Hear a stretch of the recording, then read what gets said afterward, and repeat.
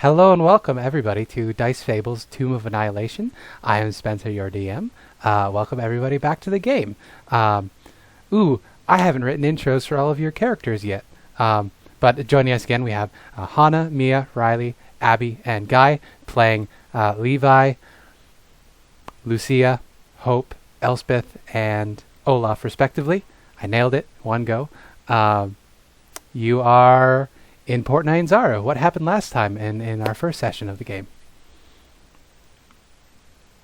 Who exploded? We got ripped off by a fake merchant selling dead men's jewelry, and now Levi will explode if attacked.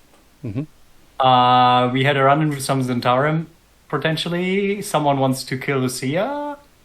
Someone is trying to frame Elspeth, and we freed, quote-unquote, a gladiator that has a lot of debt and doesn't have the money, and now he doesn't have the debt anymore because he did a death run kind of thing. Allegedly. Yeah. Yeah, that sounds about right. The card of poo exploded. Yeah, a card of poo did explode. You also got an invitation to a party tonight. We're gonna get dressed up all fancy like. We're gonna Certainly can. wash ourselves up for the executioner's run. Mm-hmm. So, you have just come out of the pit. You were in a fight. You killed some velociraptors. I messed up the XP calculations. So if you did level up your character sheet, I'm so sorry. We did not quite hit level 3. I believe it was 125 was what it actually was, instead of like the 800 I told you it was. I think it was like 38 or something weird like that. Yeah. One of us made it 1.5, so it's a proper number. I wrote it somewhere. Yeah, 138. We should all be at exactly 438. Yeah. Thank you, Riley. So, sorry about that. I'm going to be not listening to the encounter calculator anymore. I will be doing it by hand. Anyway, you have come up into the executioner's pit. You know that there's a party tonight, but it is still high noon, as one DM might say, derisively after being cajoled to by his players. What would you like to do with yourselves this fine evening? Or afternoon? Could I go and check out that bathhouse of Salune? Yeah. So asking around, you can absolutely get directions to there. Let's move us over to the map here. Oh, I pressed the wrong button.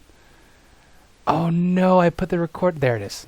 I almost lost the page toolbar. Yes. Before we went anywhere, Hope was going to go try and talk to the animal handlers. That's entirely allowed. So we'll do that first, and then we'll head over to Salune's temple. So you are currently in the Old City. The Old City is set up sort of in a mockery of the Port Nyanzara itself. You learn from Levi that out here is ruled by beggar princes. They're an unspecified number of wealthy crime lords that run this section of the city, and they dwell in the various ziggurats and old structures that were built here by the original Chultans called Amuans. The Chultans that live here currently are from the mainland, and they moved in the last couple centuries. So, the animal handler is at the far end of the crowd. He's taking care of the Allosaurus, putting him back together, trying to check out the raptors and see if any of them survived. He's a portly fellow, bald head, dark of skin. He's wearing is this loose sort of skirt with a pair of shorts underneath, and he's got a pair of sandals strapped to his feet. And he's laying down next to the Allosaurus, clicking his tongue and calling out to people in his native tongue, which is a version of Common which you guys don't necessarily speak. It's Chultian. Yes, Chultian. Hope kind of wanders over and kind of stands watching him in I'm not going to interrupt what you're doing, but I'm definitely lingering more than something should. You see that you are surrounded by people. It is still packed here. You can also hear people are shouting and collecting on their bets that they made on the survivors of the run. He doesn't seem to pay any attention to the crowd around him. He's mostly concerned with getting the dinosaurs out of the pit. Once he's seen that the raptors are dead, you hear him say that they're going to be taken down to the Red Bazaar and turned back into animal feed. But the Allosaurus, he thinks they can still save. Think that thing's still of use? He finally looks over to you and he says, "Oh, you're that one that cut his shin open. You were the one that cut his..." No, that wasn't me. That was Lucia, right? Did I get that right? Yeah. I thought it was Lucia, yeah. He says, "Oh, you're one of those ones responsible for my prized fighter losing his heel there. Yes, he'll survive, and we'll find some use for him, even if it's just pulling carts."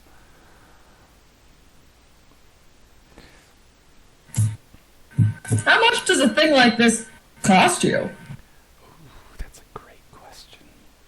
That's a great question. Let's see.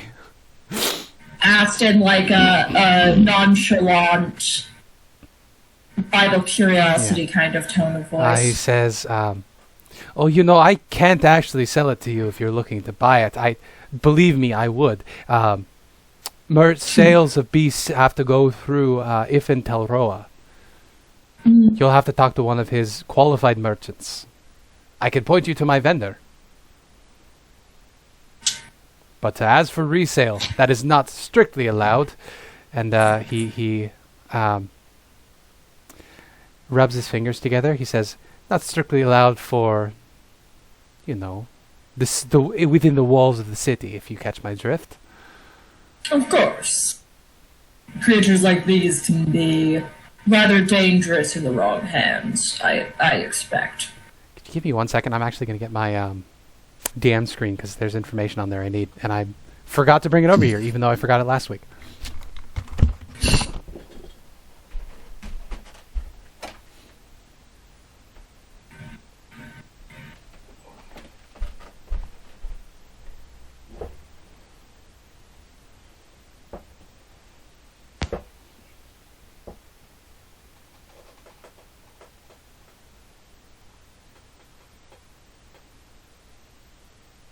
The coffee that I'm trying right now is called orangutan coffee for some reason.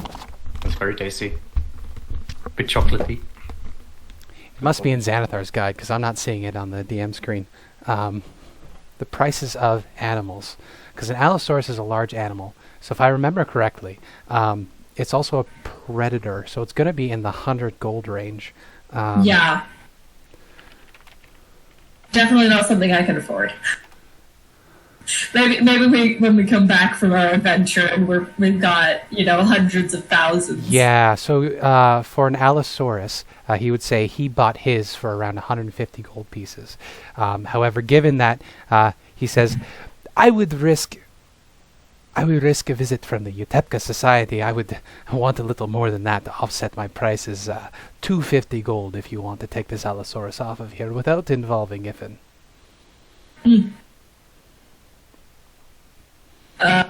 How do you get them so aggressive for these fights? I've seen the same kind of creature just docilely pulling apart. He laughs and he says, "The same way you get any animal to be aggressive. You just throw them in the gladiator pit a few times. They get the message." Kill or be killed. Sounds exactly. Right. Oh, you just leave them in the cage hungry for a while, poke them a few times. They just do their thing. It's Now, mind you, we don't quite a fascinating thing. permanently harm them, of course. They need to be strong enough to fight, but you need to get the right course. attitude trained into them. Certainly. Well, I'll be seeing you around. I think my sister's around here somewhere. It was lovely chatting. Same. And Hope goes back to the group. Yeah. Probably around the same time that the dinner offer is being made, since he Sure. left before that conversation happened. That's right. So Taban is there. He, as I said, he's a very tall man, very built, just muscles all the way over, covered in scars of all sorts, animal bites, sword and axe wounds, just a beast of a man.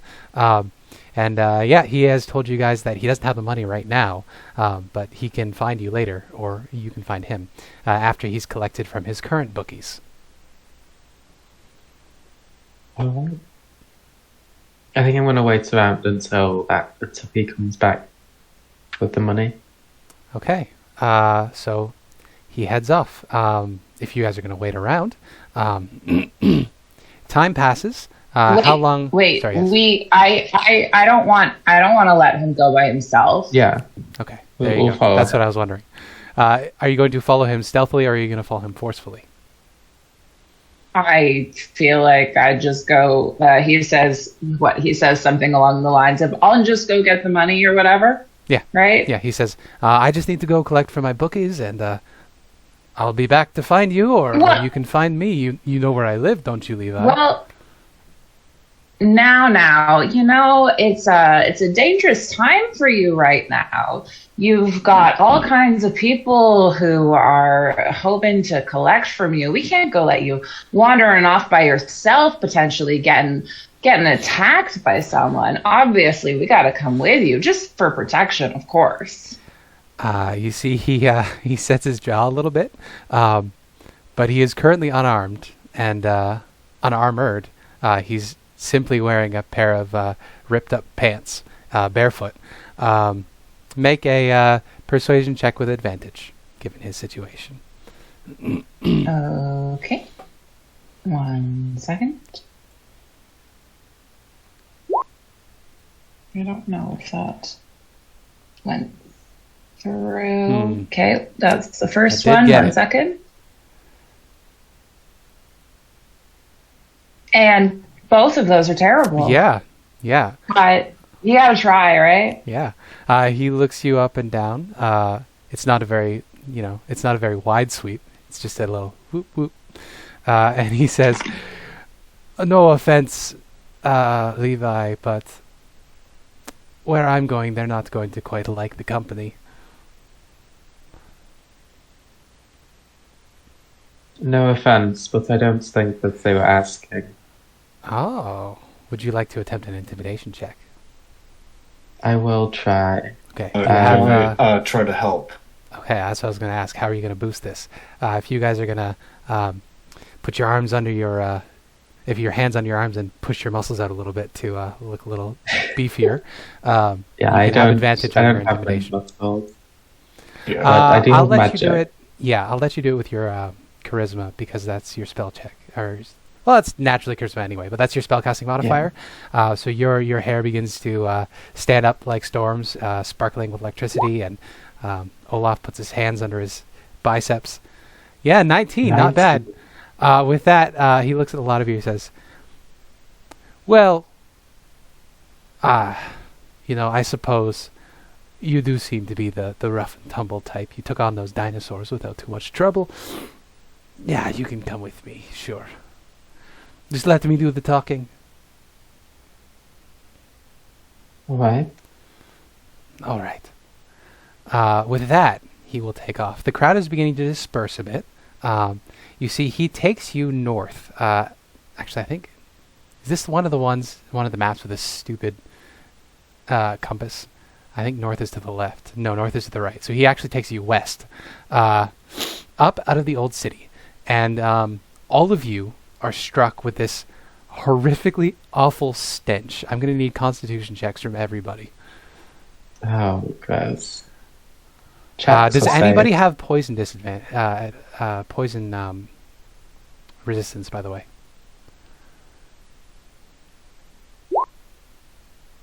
I'm gonna I don't assume believe so. I that's just want to check. mentioned. This is a save, right? This is a save, yes. Constitution save. I think I clicked the wrong thing. So it should be a 7, not a 5. Okay. Yeah, so Elspeth, Lucia, of course, and Olaf, you're feeling nauseous and sick to your stomach.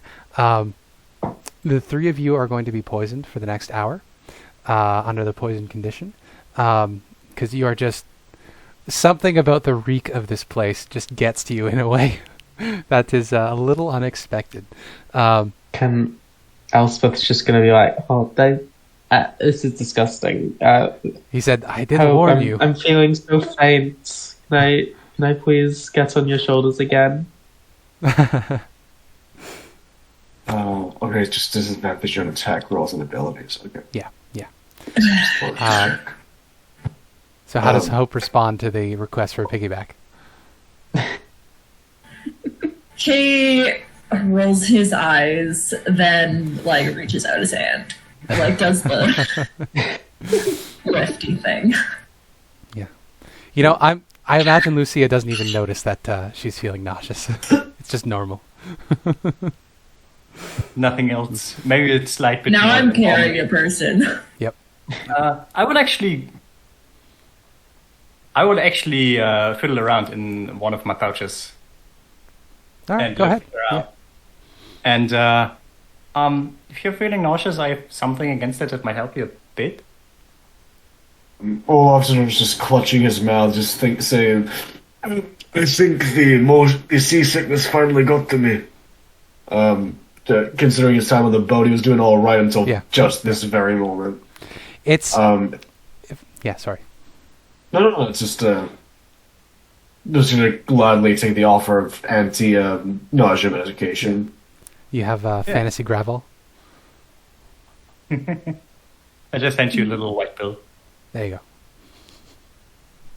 Yeah, he'll take a swig of it with his water skin. Yeah. Make a Constitution saving throw. Okay. I will click the right thing this time. Wow, that's a crit fail. Yeah. I need you to roll a d10. Uh-oh. Yep, that's fine. If I end up vomiting, I'm gonna try and do it, into the nearest barrel, disregarding what's inside of it. That's very fair. Yeah. 4. You take 4 points of poison damage, and you immediately throw up everything that's inside of you. Whatever that was that Lucia gave you did not agree with you. What was that? I'm sorry. Are you okay? It's okay. I think I just need some water. It's quite here. You can have mine. It's quite strong. I didn't really think about it. Most people don't really agree with it. Make a. We'll call it an intelligence perception check, Lucia. Intelligence perception. Yeah. Okay, so this will be 2 lower. 6. Nope. Your medication it works fine for you. You have no idea why it would affect Guy this way. As far as you know, it's just an antacid. Yeah.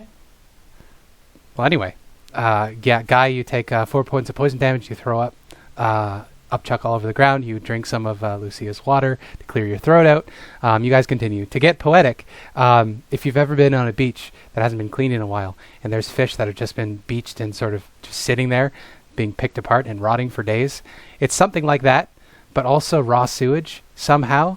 There's also like a weirdly sweet smell, like rotting fruit. It's somehow hitting all of the worst smells altogether. It's pungent. You see, Taban is also affected by this, but he's a little more used to it. He leads you guys to the edge of a cliff face, essentially. I'm actually going to double check the description here because it should say how deep it goes. Because you guys have arrived at the refuse pit, an enormous sinkhole that serves as the city's garbage dump. Yeah, so, yep, there we go. The edge of the pit drops down a good 40 feet or so, and you can see at the very bottom there's just piles and piles and mounds of garbage as far as the eye can see.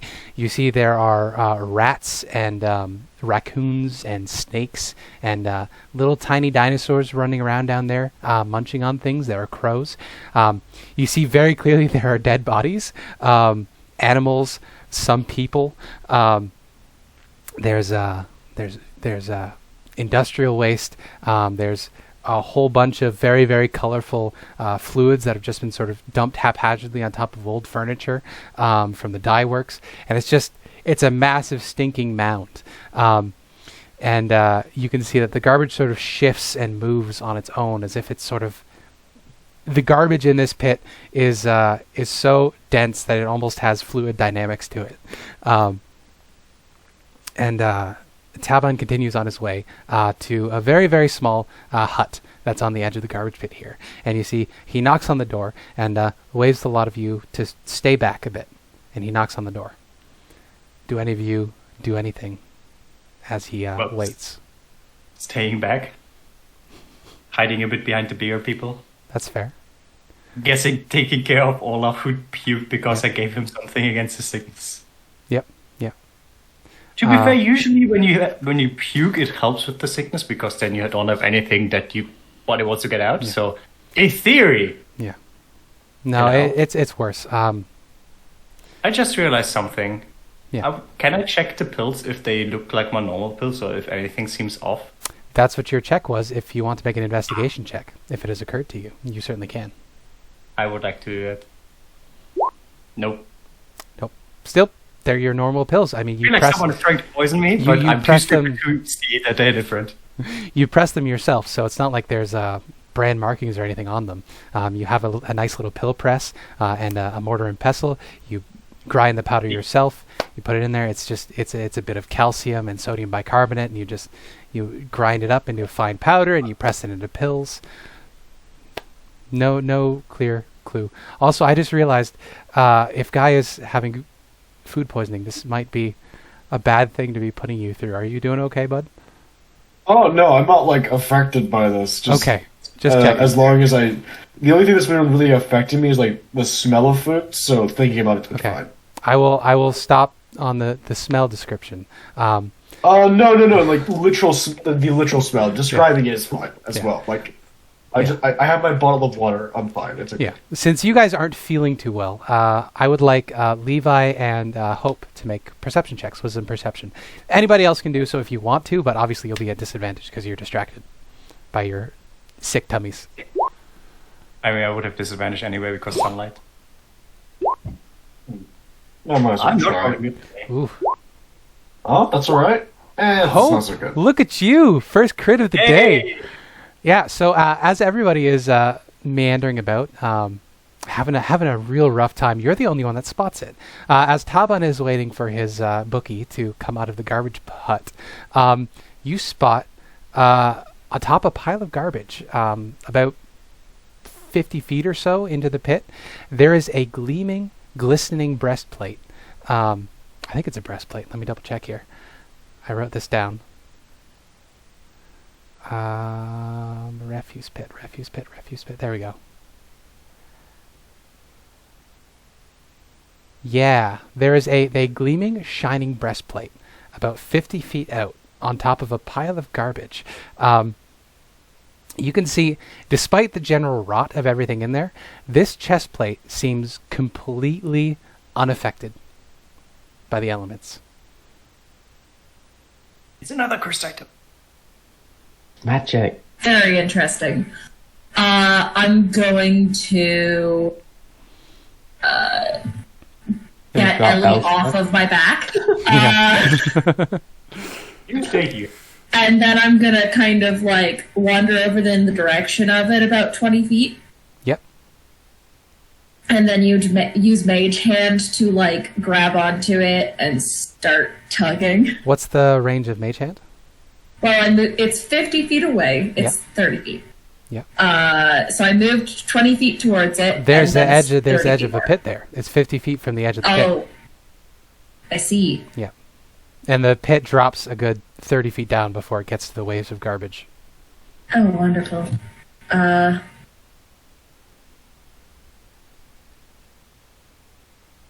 I'm going to kind of elbow Elspeth then, and kind of stand at the edge of near the edge of the pit and be like, "Hey, you see that? See what?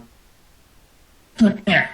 And I kind of point it out surreptitiously. Is it magic?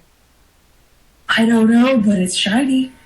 Looks. I mean, magic stuff is like it stays good for a while. I think so. It,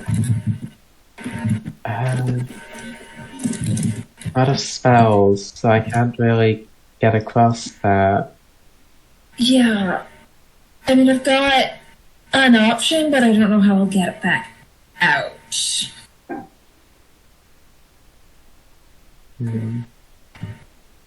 Olaf, can you make us a ladder? Are you feeling okay? Ladder? Why do you need a ladder? There's a expensive piece of armor over there. Yeah.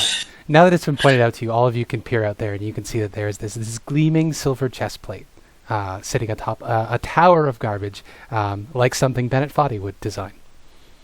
I stand like right beside people and use minor illusion to do a little crosshairs Yep. in the air, pointing it out. Yep. I don't think a ladder, because ideally we don't want to get into that. Yeah. Could I try and make a grappling hook with one of my ingots? You certainly can, and all of you have adventuring packs as well, which most of them will have rope. Yeah, I was thinking that one of my things is a rope of men. Like Yep. one of the two. Yep. And And see. rope. Oh yeah, I got a replica I'm happy to magic go item down of if a you climb. need it. I don't have rope. oh, there you go. What was I that? think I Levi? got a traveler's pack. I said, I'm happy to go down if you need it. There you go. Someone just tie something to me. I'm fine. 1 second. Let me just look at what a rope of climbing actually does. I just got it because I thought it would be just Yep. good for the jungle. It's 60 foot of silk rope, weighs 3 pounds, holds 3,000 pounds. I Yeah. could give it instructions. The fuck? Okay. Yeah. Can I just use the rope of climbing as normal without having to add a grappling hook if Levi's willing to go down a little bit? For sure, yeah. Yeah, I talked the rope like it's a person. Yeah. Yeah, just alright, wake up, gotta jump. How you long just is see it, a did you say? spool, 60 foot. So I think that 60 was, you said a 50 foot, right? Yeah, so you should be able to reach it. Are you going to try You to guys throw could and just grab it? Or are you going do to this throw by Levi? itself. Yeah, that's my question. Are you going to try to fish for it? I'm just thinking that Levi would rappel down and then we pulled him. Okay. Let me describe the I'm looking situation at again. the item. So you've got about a 20-foot drop to the bottom of the garbage wave, and then the garbage wave sort of slopes up. It looks like one of those graphs you'd see when you're learning about parabolas in math class. Okay. So you can absolutely throw it across the gap. Climbing the garbage pit. That works. Do you want the rope tied Someone around you wants first? to toss me? Yes, please. And if somebody wants to throw Levi, that might work as well. I mean, Yeah. I'm looking at the item description for the rope, and it looks like you can just tell it to fasten itself to an object. See. So Yeah. if Olaf knows this, nobody has to go in. We could just wait, throw one the rope. second. Go, gadget rope. Fuck's sake. But yeah, just like, wait a minute. I think looking into like a little pamphlet that has like a picture of the rope on the front, Yeah. which is like, guide to your brand new magic talking rope. This is an uncommon magic item. How did you get a hold of this? I can make them with can my Artificer infusions. All right. So it's actually a replicate one. There we go. Okay. So that is allowed. yeah, is that alright? Yeah. Sure. Yeah. That is all right. Yeah. I was just wondering how you got it. My other one's a bag of holding, so chicanery ensues. There we go. So yes, you have. I this will rope instruct it to just basically go grab the piece of armor and I'll pull it up. to or you move can pull toward itself the up. destination you choose. The end moves 10 feet on your turn in your first command. Maximum length away until you tell it to stop. You can tell it to fasten itself securely to an object or unfasten itself. That is incredibly useful for this exact situation. Convenient. So Almost yes, like- Yeah, he's just gonna basically like whip it around like a cowboy and then throw the rope into the pit just to get it going. yeah, you And absolutely it do. slithers forward like a snake. Slowly, but yeah, it slithers its way up the pile of garbage. It gets to the breastplate. It begins to wrap itself and fasten around it. And just then you hear the door open, and Tabon's friend leans out. You see a gnarly-looking white-skinned dwarf with completely white eyes. It looks like 2 cataracts. White hair tied up in a tight bun at the back of his head, and you see his nose is just there are these 2 things of wax just shoved in his nose, and there's a bone spike that's been pushed through his nose like a septum piercing that hold these in place. And he says, Taba, nice to see you. And then he sees you guys doing this. He says, oh no, that's a bad idea. Guy? I make the rope stop and I turn to him. It's too late. Olaf, you no. turn to this albino dwarf just as your rope fastens itself to the breastplate. And I'm going to need you to make a strength saving throw with disadvantage. Okay. Well, that sucks. Is this like an angular OTO? Did I put It's a fucking. God damn it! I think that's twice you guessed exactly what it is, Abby. Wait, Oh no, it's an angler. Yep. Well, So, it's a good thing none of us actually went in. well, I'm about to. Olaf is about to.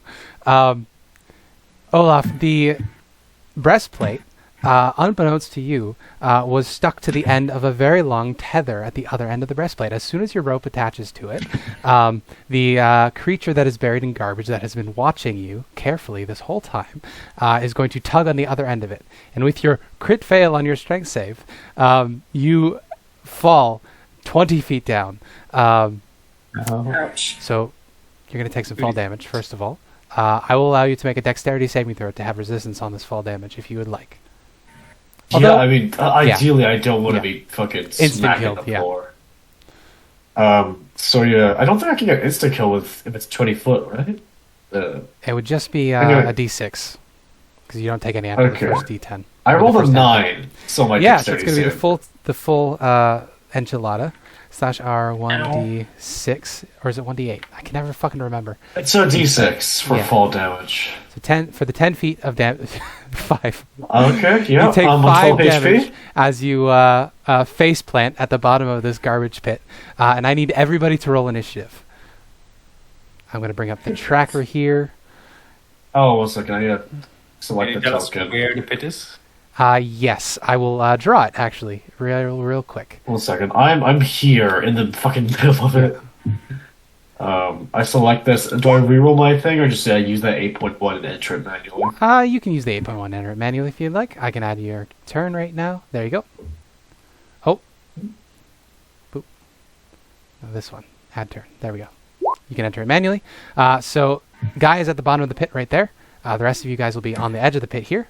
And I will drop in the creature. You hear You have to a... add What's that? Levi. You have to add Levi. Yes. Where is Levi? That would be in the player characters up here. Scroll. So it was nice knowing Really, you I'm gonna guys. have to get you to show me There we go. outside of game how to do this. That's okay. We can certainly do that. Well, I rolled the initiative, but it's not apparently wasn't attached to a token. That's okay. What was your initiative? It was a 12. A 12. Good. There we go. And I don't have an initiative for Elspeth. I got a 10. A 10. It's There we out go. from there. Oh, no, sorry, it's Lucia. Lucia doesn't have an initiative on there. What? For whatever reason, your token doesn't have one. I Oh. didn't even roll yet. The Atyug rolled a crit fail. There we go. Lovely. I have a chance, guys. Yep. See? Luck's on my side, considering I rolled a crit Yep. fail again. Yeah. I think that's 5, 10, 15, 20, 25, 30, 35, 40, 45, 50. Yep, I nailed it on the first try. I didn't even have to count. So you hear a gurgling and a burbling, and that gleaming silver chestplate goes tumbling down the side of the trash pit, and this horrible, monstrous creature begins to emerge. It looks like a creature which I can drop in the journal. So we're going to go overhead, creatures and monsters, Atyug. GKMNO. There we go. So this is a horrible monster. It looks like if a rhinoceros lost its head, and then the head grew a bunch of teeth, and then a bunch of tentacles were on the back of this horrible He's so creature. cute. Too. It is also covered Certainly in a word. eyes. The tentacles on its back. It has no eyes on its actual face, but the tentacles, there's a series of eyeballs all along the length of the tentacles. And now that you know what you're looking for, you notice these tentacles just sort of poking up like periscopes in various spots in the garbage. So this was tracking you guys as you arrived. But right now, it has a hold of the rope of climbing and is beginning to reel Olaf in. Can I just immediately let go of this thing, or do I have to wait for my turn? As a free action, you can let go, for sure. I mean, there goes my rope. You can make a new one, right? I believe so. I have to check on the rules of when I can make new ones. Yeah. I just know I started with this couple. Okay. We start at the top with Lucia. I'm so fast. You are. Somehow. I Wait, love the would you guys have had invincible would you guys have look disadvantage on your seeing a initiative? shiny and wanting to take it. Oh, You might you're have had right. We would disadvantage have. on your initiatives because you're poisoned. Oh, It's disadvantage. right. Yeah. Is initiative an ability check? It Yes, is. It is your reaction to shit going down. Because And I'm only at 8. thing. I rolled a 19.1. Can I use the? No, you have disadvantage. I know. It's the It was lower of the two. It was 8.1. This is for the initial one, so it doesn't Okay. improve. Okay. Sorry, no, it doesn't get worse. Sorry. I would say the Adiug surprised you. So I'm going to give the Adiug advantage on this. Oh no, definitely. Oh no, wait. Never mind. No, fuck that. It's 15. Descending order. There we go. That's more to my liking. Yeah. I didn't do it Goodbye, for that dude. reason. I just forgot that you guys were poisoned. Oh fuck. I told you Lucia is not going to be the first to die. I'll wait until my turn. Sorry. episode. I'll wait until my turn. Yeah. So Levi goes after the Atiug, but the Atiug is going to go first. This is good because that means that none of you are surprised because the Atiug's turn gets out of the way first. That's good. Oh, I'm having a weird glitch on Roll20. I can't see the most recent message.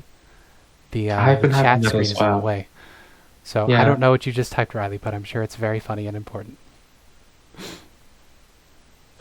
Yeah. We see shiny. We want. Yep. I was about to say, hey, we maybe shouldn't. Why would someone leave a shiny thing on a mountain of garbage? I don't know. Someone died. Or it's a trap. Yeah. So you can I have actually high wisdom. Yeah. You face planted. I'm going to say, as you were face planting, you probably dropped the rope, so you don't even need to waste a free action on that. The Adiug is going to begin making its way down to you. It only has a 30-foot movement speed. So what it is going to do has a 10-foot range.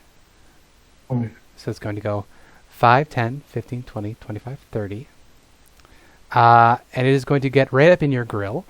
This thing towers above you, and you are prone currently. So you just hear this thing sort of churning over the garbage as it Katamari Damacies its way down to you, and it is going to fling tentacles at you. No, I'm First assuming roll. 10-foot range on those. Yep, first roll. And they're all advantage because I'm prone. Oh, you're right, they are advantage. Oh my. Oh, no. Already goodbye. Well, Goodbye, guys. It was so nice knowing you. that's a crit. So that's going to be 12 bludgeoning damage plus, 26. yeah, 26. Yeah, 26 down. damage. You're I'm down. dead. You're restrained. Oh wait, no, I'm not dead. I'm sorry, I'm not dead. I'm not dead. I'm down. You're down. I thought Are you unconscious? That would have killed me if I was any lower. Okay, I'm but you're unconscious. Okay, Yeah. it begins reeling Olaf up to its mouth to eat him. However, it cannot do the eat action on the same turn, I don't think. Let me double check here. Yeah, no, it needs to... It's an action, and so you can only attack. Yeah. Oh, fuck Odiogs, actually. That sucks. Each of which can grapple one target, so it has you grappled as part of its tentacle attack. It could slam you if it wants to, but I think it wants to eat you, so it's not going to just yet. That attack would have insta-killed me. It almost insta-killed me. If I was, on 5 HP, I would have died immediately. Yeah. So it is going to pull you up to its mouth, and it is going to begin the process of swallowing you. But it can't do so on its turn, because that is an action. So you are here now. You are unconscious. We jump to Levi's turn. So, can we say that, like, I probably would have been right next to Olaf just based on the conversation that was happening. I can't move my token. Oh, so I will assign it to you. But I imagine, based on like the whole "Are we going to throw me into the pit?" conversation, that I would have been right next to Olaf. That makes sense. Yeah, so you're probably about here. Okay, so how far is the Otyugh from me then? The Otyugh from you is 20 feet down and Otyugh. 5 and about 15 feet out. So it'll be about your movement if you want to get down there to it. All right, I'm jumping down. All right. Make a dexterity saving throw. Acrobatics check to land this. Acrobatics? Yeah. You can use your strength if you'd like. It's a 17. Yeah, you're okay. You know it's coming, so you don't take any damage as you land at the bottom of the garbage pit. You can see that it is beginning to start stuffing Olaf into its horrible gaping mouth. And as you land at the bottom, its tentacles sort of point up at you, and you see all the eyeballs along the length of the tentacle all sort of focus on you. And the end of the tentacles, you can see, have little mouths in them, and they sort of clack at you. That's cool. Yeah. I'm not phased. I'm gonna just run up to it and try and hit it, like the tentacle that's holding on to Olaf, with my flail. Go for it.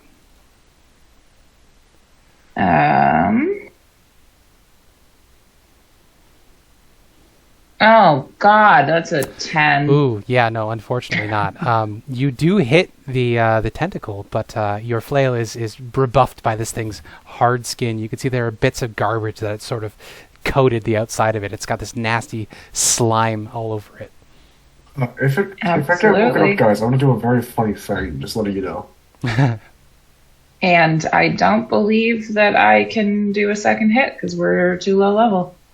Yeah. So, you are correct. that's my turn. We move next to Hope. So, Hope, you can see that Levi has jumped down there to try to rescue Olaf from the Otyugh. What would you like to do? You are muted, by the way.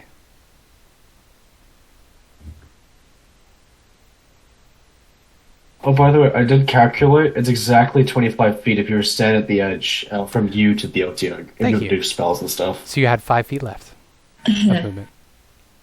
Well, I don't have any spell slots left. I just have cantrips, and none of them are damaging. Ah. Can I get to them in one turn? Yeah. I'll also allow you to make an acrobatics check, dex or strength, as you make your way down to try not to take any damage. Can I see Hope trying to go down to say it's not worth it? You can say that. How does Hope It's respond? my fault they're down there, so I feel responsible. And Hope does like a heroic slide down into the... Channeling your time with acrobatics, a circus acrobatics, you do a little trapeze-like spin and make your way down there, sliding along the wall with your hand. Get lots of slimy garbage all over your hand. You reach the bottom.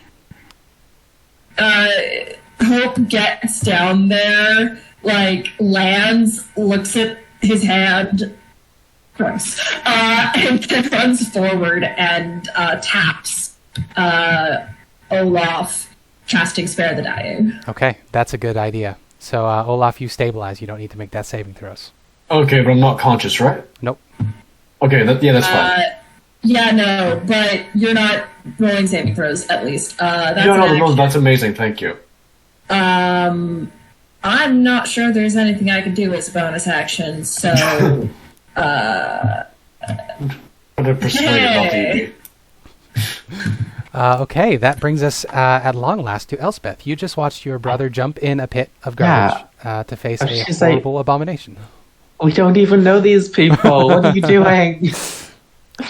And I have no magic left, and I'm just gonna fire off an apple. Okay? Can I ask a quick question, actually? Is Taban Yes. just watching this and doing nothing? They were very surprised by this. They are a good 20 feet to the side there. They're just reacting to it at the moment. Okay. We'll see how it goes if method. they want to roll initiative. Yeah. So a 10. Unfortunately, your arc bolt goes wide and smashes into some garbage. She's just getting increasingly annoyed at this. Like every You do Every- have. why- You do have. Wait, who had the comedy and who had the tragedy? I had a tragedy. Yeah, Lucia has the tragedy and who had the And comedy? roll? comedy. You have the comedy roll. So, I did. Levi. Good. Bonus action, my cool slide inspired my sister. There you go. okay. You get 1d6. I'm not going to use it on a 10 because I feel like this thing could have up to 15 Or AC or did we change it? I thought it was guaranteed success, but not crit success, and guaranteed fail, but not crit fail. Only if you use the comedy. That's for the tragedy and comedy, not a regular. This is regular Bardic bardic inspiration. Oh, pardon me. Yeah. I'm bad at listening. I'm sorry. Hope gave you bardic inspiration. Make sure you do that on your turn in the future. And you said you don't want to use your bardic inspiration Sorry. yet. Not yet. Okay. So with that, the arc bolt goes wide, smashes into some garbage. Roll me a percentile dice real quick. Elspeth? Oh no. Oh, God. You're gonna kill our friend? Okay. With a 55, you don't hit anything reflective. But you do blast a bit of trash that exposes where the magical-looking breastplate fell. I will put a little marker where it fell, right here. Can I? Is it alright if I ask? Is this terrible. a Yes. thing we could reasonably kill? That is a great question. You are unconscious, so I won't let you make the check. But Lucia, I just meant out of character, but yeah, if it's an in-character thing. then Lucia, yeah. give me an insight check. We'll do a vibe check off of Lucia. We don't do the session reroll things, right? Yeah. Yeah. It's gonna murder all of us. You have no 100%. idea, but you are terrified of this thing. I'm not gonna go in that pit. I'm You- too scared for that. You get no helpful insights, but yeah. All you get is it would be a bad idea to fight this thing. I'm gonna go to the edge. I'm gonna give Elspeth a bit of a cord. Like, why did they all jump in there? Don't ask me. I'm asking the same question. Just my brother's an idiot. I first reach for my darts and then I'm like, nah, that's not going to do anything against that thing. Yep. So instead, I reach for a rope and let down a rope. Very good idea. So you let down a rope. You have an escape route. So remember, you'll have to make an athletics check to hold on to the rope if somebody tries to climb out. I'm not great at those. I know, it's very funny. Okay, and then last in the initiative is Olaf. So Olaf, you are unconscious. I would like you to make me a Constitution saving throw. Is this to see if I wake up? No, you are inside of the mouth of a garbage monster that is beginning to chew you, which You're means... being digested, my dude. Okay. 16. Is this a So disadvantage? you don't Is take it a- any. You don't. It would be for the poison condition, wouldn't it? Yeah, I that don't poison think- condition's yeah. really doing the work. So you Well, may it's roll that just- again. It's just attack rolls and abilities. It's not saves. Oh, never mind. Okay, then. then, So it is then normal. we're good. So it's 16. Oh, So wait, does you're that mean my fine. dexterity save should have been?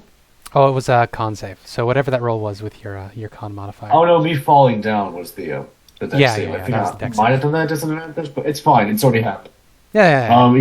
I rolled a 16, so is that Yeah, successful? you're fine. The rest of you can see For that now. the juices inside of this thing's mouth don't seem particularly wholesome. Next, though, is the Otyug's turn. So it is going to bite down on you, That sucks. which is going to be Oh 2 my failed God, death yeah. saves. Oh, wait. I thought I was stable. Oh, wait, yeah, because I'm unconscious. Still Never at mind. zero. Yeah. Okay, thankfully it's not a crit, although it is advantage. because it's Question: Does anyone have like not a crit. healing spells? Because otherwise, I think I'm just dead. So You don't- stomping down on our poor boy, I would You like to don't use my instant tragedy die. to make it a miss. Oh, there we go. So it Because I feel tries like to you would chomp into you, die. but it happens to hit the bits of your person that are hard, and so the teeth get broken, and it can't quite get a hold of you as you're sort of swirling around in its mouth. We jump next to Levi as the Otyugh is sort of wasted on its turn. Yeah, I would like to try and pull Olaf out of the mouth and away if possible. Yeah, go for it. Give me a athletics check versus the Otyugh's athletics check. Jesus Christ. It rolled a 5, so you get him out of the Okay. mouth. Damn. I would like you to Can make me a Can dexterity I saving drag throw. him back 15? Okay. Yep.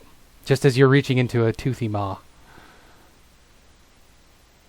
I'm rolling so bad today. Ooh, you get pricked by one of these teeth, which means you have a chance to catch something from this horrible garbage monster. Con save, please. Oh, syphilis!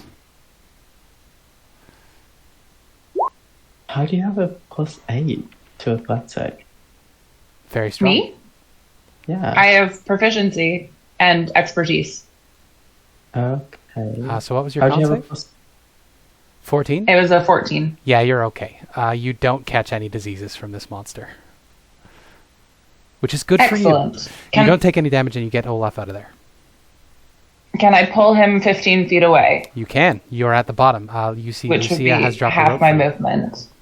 It is going to Great. take a reaction Hey. to slap you. Okay. Although, you're not really leaving its range, are you? 'Cause you're still in Why its did you tentacle manage range. to Probably not. Or So it strength? can't make an opportunity attack because you haven't left its range. So you're still dodging Okay. and weaving around its tentacles. Great. So I used my action to pull him out of the mouth. I Yep. used my movement to get him all the way to the end. Would you let me use a bonus action to tie him to the rope? I believe tying a knot would fall under the category of actions because you need to actually pay attention to that. Okay. But you can I thought definitely get that'd him be set up. object interacts. You can get him. That's true. Yeah, no, you're right. If I'm not mistaken, if there is an Object object interactions interact would on fall your under turn, that, right? wouldn't it?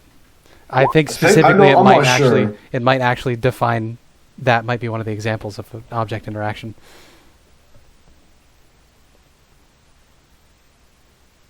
It does not have that as a specific thing, Oh, but it's okay. I'll have a look. you use an object. You use an object other than a magic item that requires your action for its use. So yeah, you can get him there. But that would work. You can tie him. You're good. He's tied to Okay. the end of the rope now. Cool. He's tied to the rope. Okay. That And brings then us- I just turn around and prepare to get attacked. Yeah. Basically. square up. We come now to Hope's turn. Oh, I should have had Levi. Do you want to give me a vibe check, insight check?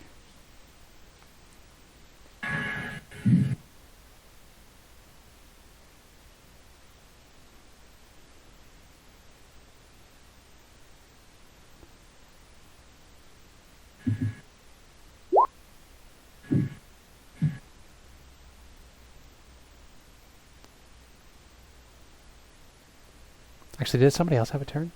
No, it's just Levi. Insight check to see how bad of an idea it is to stay down here. Hana, could you give me an insight check for Levi? Absolutely.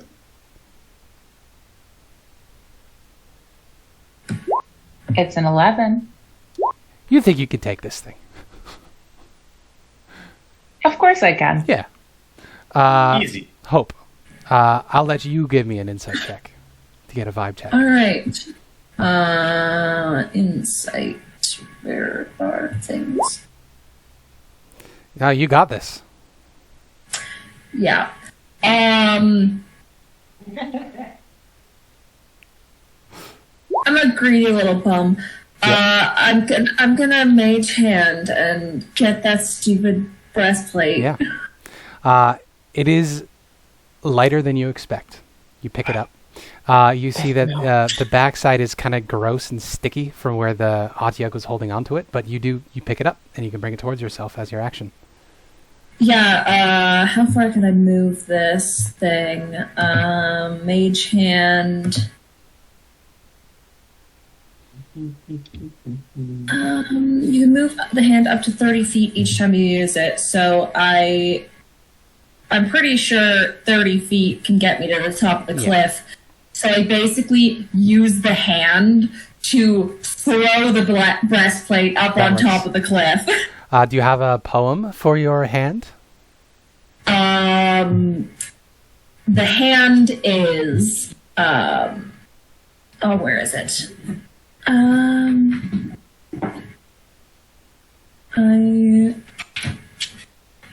Yes, Gara of the Thousand Fingers, I call your aid. Help me to move things. There you go. At which time a spectral image of a hand, but an unusual hand. It is completely mirrored. It has 8 fingers and 2 thumbs. It appears hovering in space, picks up this breastplate, and just yeets it up the side of the cliff. Lucia, there's a clatter as it lands in front of your feet. Yeah. I got it! No, please get out of there. And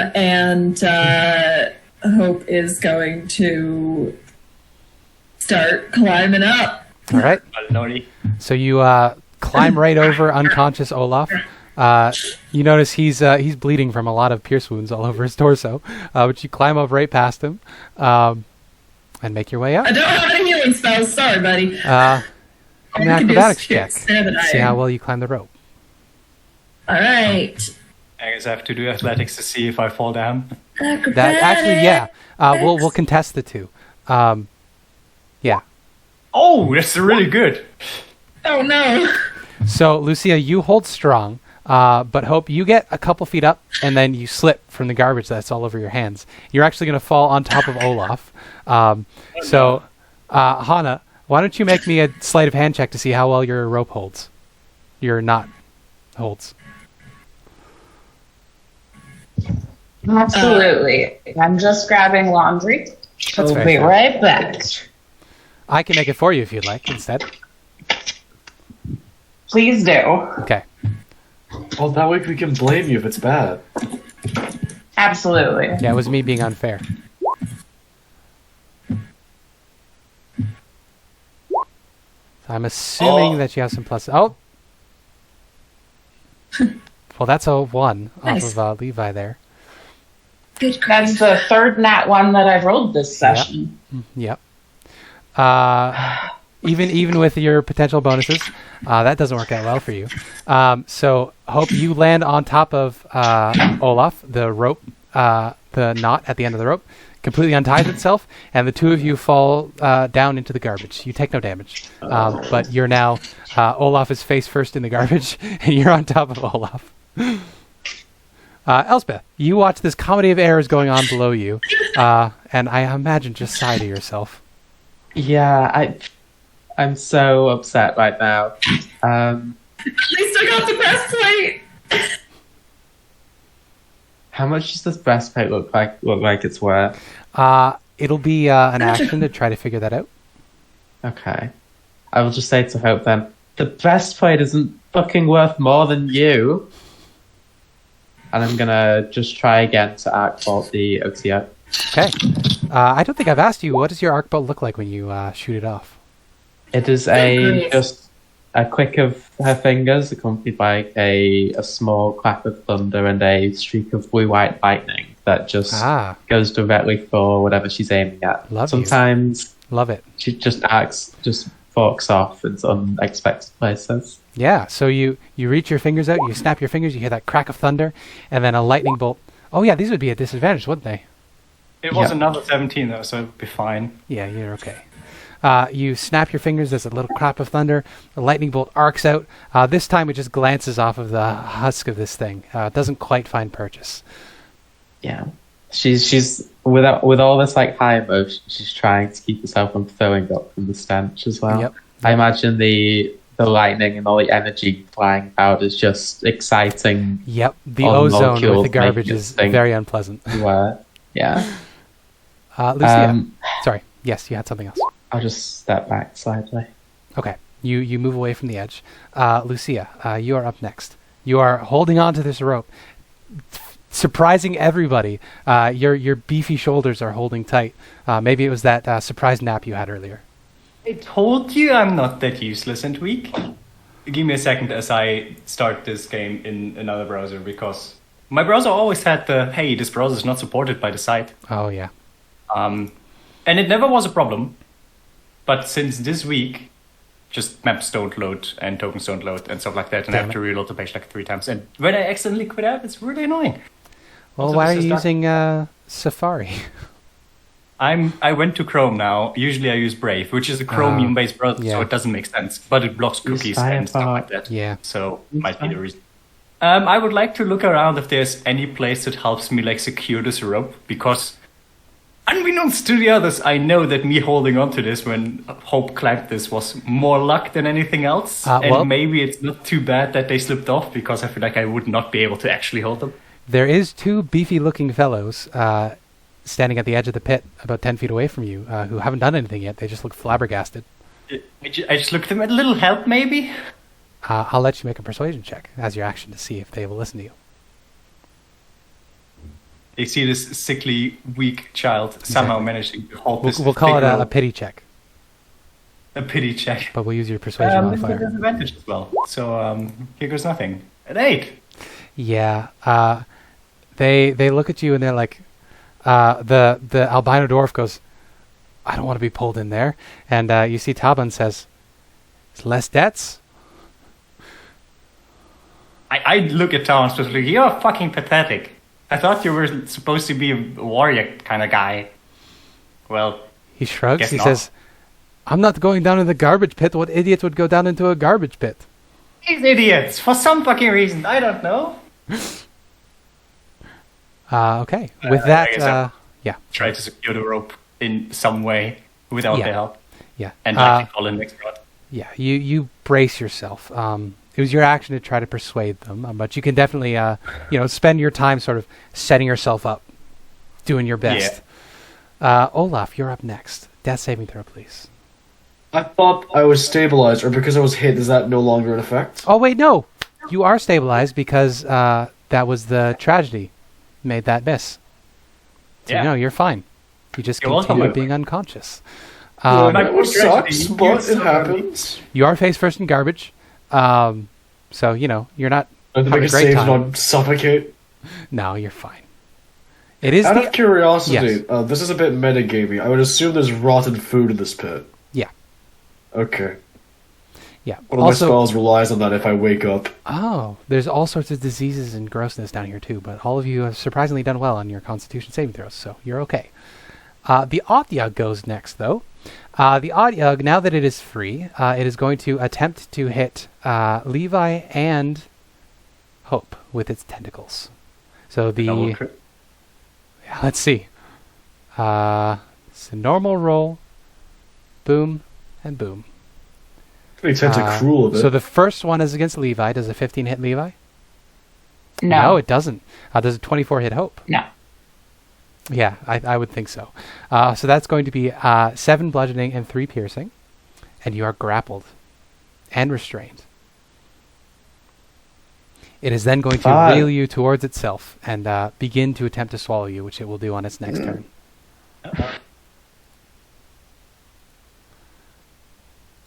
Hope, you idiot. We come now to Levi. So Levi, you watch this this young tiefling man get slapped with one of these tentacles. You hear a suction noise as the mouth and the tentacle begin slurping up Hope's insides, and then it reels itself towards its mouth. So I'm gonna yell up to the people who are still up there and go, "Okay, I'm tying him again. Get him out of here. I'll rescue the other one. Fuck, guys, come on." Use my object interaction to tie Olaf. You do? Can I do a sleight of hand check now to see how it does? Just so it's out of the go for way? it. Yeah. Okay. It's better. That's a 13. Better, yeah. You think you did a good job. Okay, and then I'm going to run after Hope. I'm going to try and, I guess, do pull Hope away from the tentacle. Yeah, so we'll do another athletics contest to try to yank him out of the Adiog's mouth. That's terrible again. That's a 10. Ooh, that's an even. I don't think it'll do it this time. Yeah, which unfortunately Is it for even? you, unfortunately for you means the Adiog wins. So Hope remains in its mouth. Why is that? Because We don't do rollies? well, ties go to the defender. Oh, okay. Yeah. I didn't know that one. Okay, well, that's fine. That was my turn. I mean, we can do another one if you want, since they are That's fine. tied. And all you did was tie a knot. So realistically, let's do another one for fun. Okay. Another one. It could get worse for you. Can That's a 16. I help the effort? That's a It's 27. a Though. 27. So pulling on strength that you know you have, but nobody else knows you have. You yank Hope out of the mouth of this thing, and Hope, you've been flailing around like a baby. And yeah, you get sucked off it. There's this nasty circle wound in your chest. I'd like you to make a Constitution saving throw as this thing pulls off of you.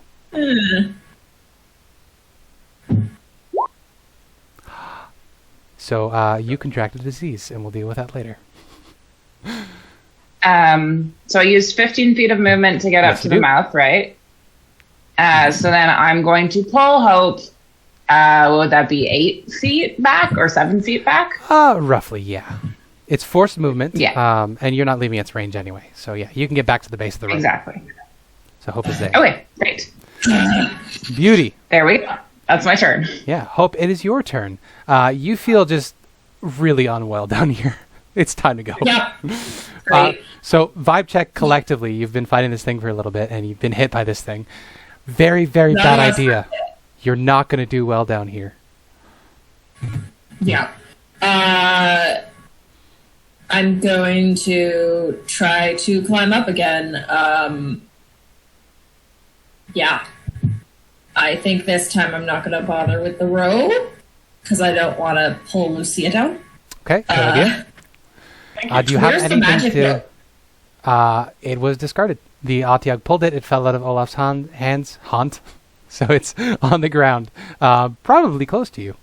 You want to give me a quick perception check to see if you can spot it? Because the garbage has turned up a bit.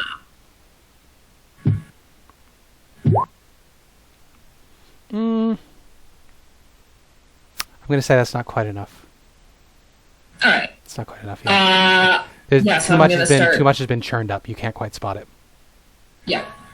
So I'm going to start clambering up the side of the Do you have anything that can help you with that? I have...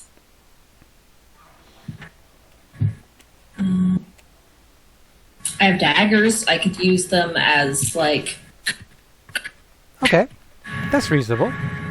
Yeah, so I'll give you advantage on your athletics check to climb up. And it'll still be strength athletics because you're trying to lift your body. But yeah, you have a better handhold than you expected. And the wall is softer than you would think because of the coating of trash. Yeah. Athletics with advantage.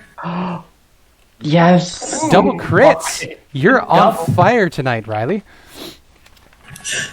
So, With double crit, can I pull Levi up with me?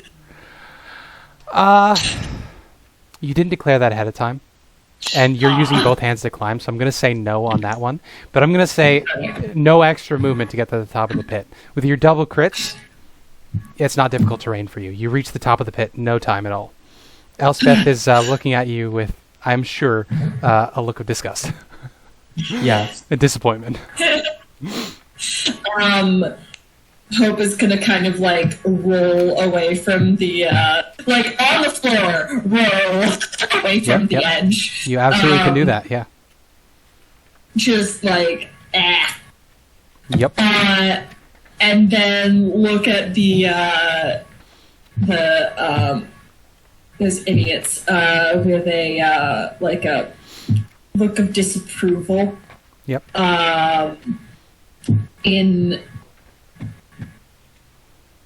Oh man.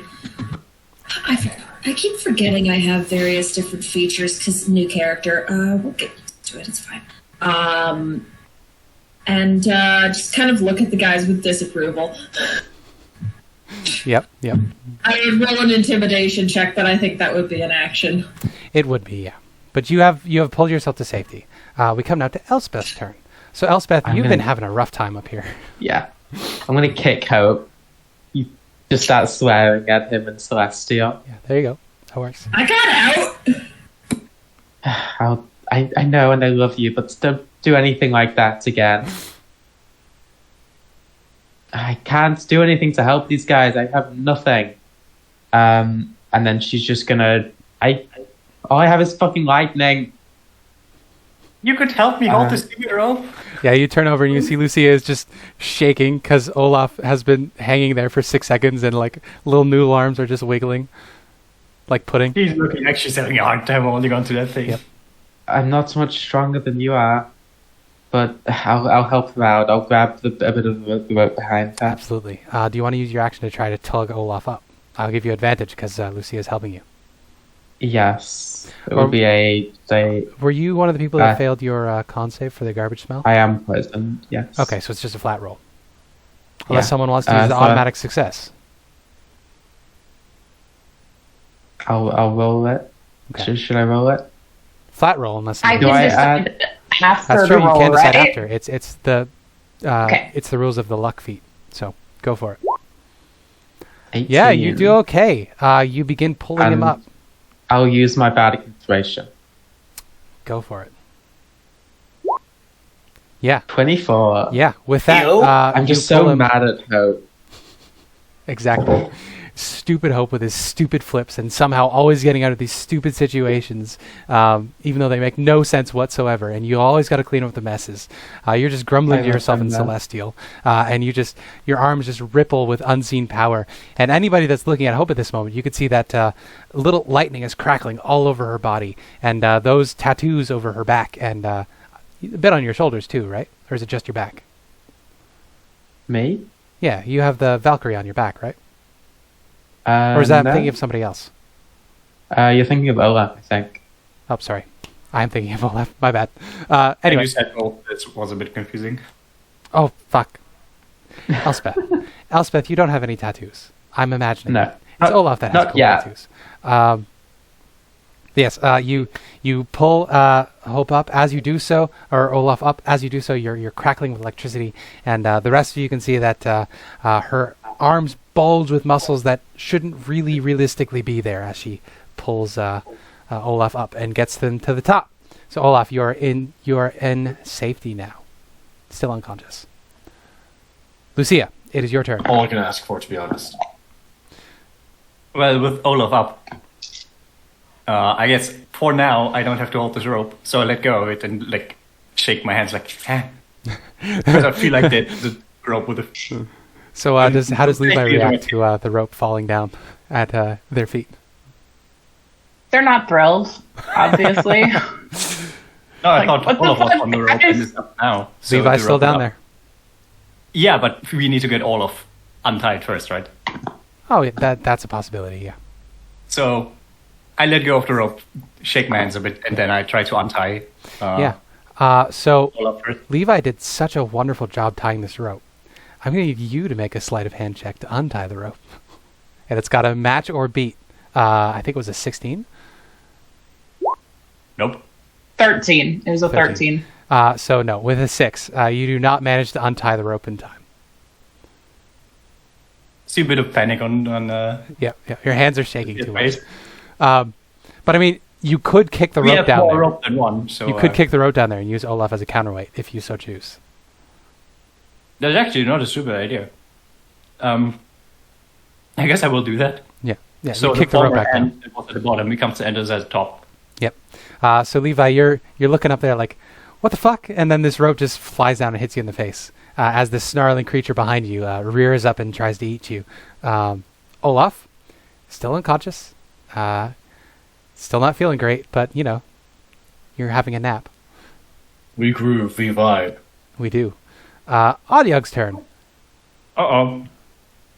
So Do you want to Levi, move the token, user? yeah. There we go. Sorry, what was that? Oh, your token. I moved it up to the top. You're okay. Yeah, so we're going to get some tentacles here. So a 1 and a 2. Well, the 1 hits, right? Yeah. So it suctions onto you. You take 16 points of damage, and it is pulling you towards its mouth, and it will eat you on its next turn. Yeah. So you watch as over the edge of the pit, Levi is grabbed by the Otyugh and pulled in, and it begins the process of eating Levi. It is your turn, Levi. You find yourself in the maw of this creature, teeth all around you. What do you have up your sleeve? Can I do an athletics check to try and get out? Certainly can. Okay, let's give it a go. Roll good, baby. Yeah. 21. Let's see how it does trying to hold on to you. Yep. Oh! You Yeah. burst free of its maw, and you hear this telepathic force in your brain. Just despair as its food gets away. It just blasts this despair into your brain. No! I'm booking it for that rope. Yeah. You guys can see that Levi is in very, very, very rough shape. Mm-hmm. Give me an acrobatics check as you begin to climb the rope. Death's door bad shape. Yep. It's a bad time. 18. You do a decent job climbing up the rope. However, Olaf is on the other side. You don't weigh enough to pull Olaf into the pit, but you can start dragging him that direction. I would like... Are you holding onto the rope still? Well, you were trying to untie it. So, Lucia, I would like to... Elspeth is still holding on. Elspeth is still holding on. Yeah, I would.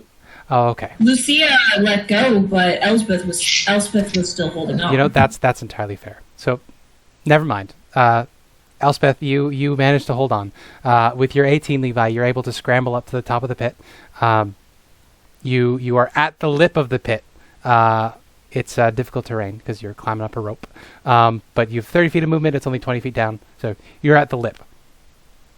Hope, do you want to do something about this? Yeah, I'll get up to the lip and kind of reach down. There you go. Pull this tiny little nose. Yeah, strength check real quick. Call it athletics check. Athletics strength check. Come on, dice. Do me some good stuff. Good grief. Yeah, so Levi is a bit too heavy for you. Okay. Strength is not your strong suit. But you've got them. You've got them. You'll be able to help them on their turn. Yeah. Anything A else? bonus action, I'm going to give Levi a bardic inspiration. So now I've got 2 out. There you go. You do such an inspiring performance of somebody coming to help. Thank you for helping me earlier.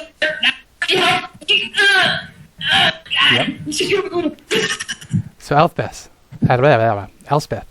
this comedy of errors before you, what would you like to do? Now that everyone is up, I'm going to let go of the rope. Yep. And just... Still tied to Olaf. Yes, I will drag Olaf back. Okay. I think I can get probably like 15 feet, so just get him over here. So the rope is trailing about 15 feet into the pit. Oh, is it? Yep. Oh, okay. This is a 30-foot instead, could I pull the rope up? Yeah, you certainly can. Pull the rope up. Okay. Nothing left is dangling into the pit. Nice. Lucia, And you the can have Otyugh- the last action. Sorry. Elspeth, you had something else. The Otyugh is just 20 foot below, so it's not going to be able to get us in the lot. Yep. All right. Nice. I was about to cut the rope and then realized I don't have a dagger.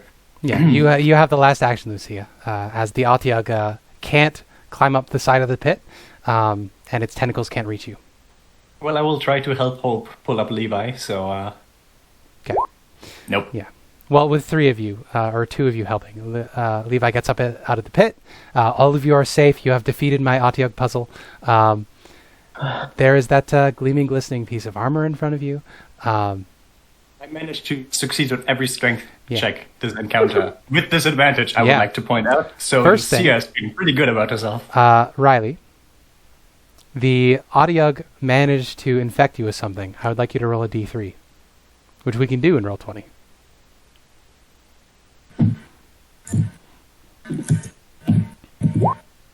Okay. That is... Okay. Is it the best of three things or the worst of three things? Oh boy. Next, please roll me a d6. Okay. 3. Okay. This is good to know. I need to make a note here real quick. Another 3. Oh no. Your character's name is Hope. No. Disease based on your name. Okay. I'm worried.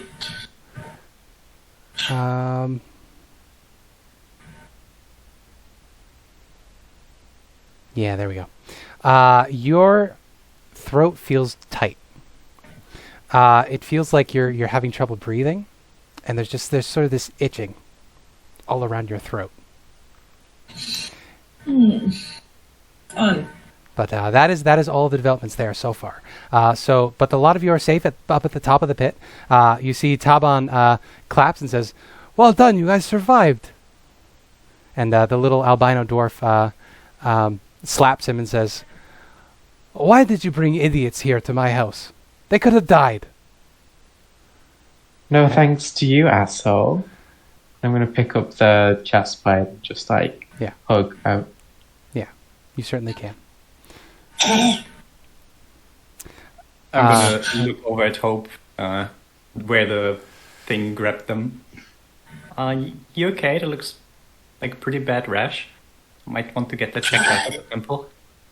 Yeah, I'm not doing the greatest. You sound like you're very close. Catch that. Let me see if I have something for you. Does it feel more like slimy or more like itchy? Dry and itchy. It feels like strep throat, like the beginnings of strep throat. It's dry. It's raspy. It's a little swollen. Yeah, no, I've had strep throat. Lucia, give me a medicine check. You're not native here, so it's going to be a high DC because you won't necessarily know. Yeah. But it's a disadvantage the whole time. You can't quite glean what it is, but if it's strep throat, you have an idea of what can help. You get a little honey. Yeah, a little of that Jorge stuff. I think is what it's called. My Jewish grandma used to give me this. It's like brittle, but it's this awful pungent stuff that you're supposed to suck, and it makes you throw. Anyway, I can give you something that might help. I'm not 100% certain. Also, my medicine kind of didn't really agree with Olaf, so I will leave that decision up to you. Yeah, maybe we'll hold off and we can go to the temple later. Okay.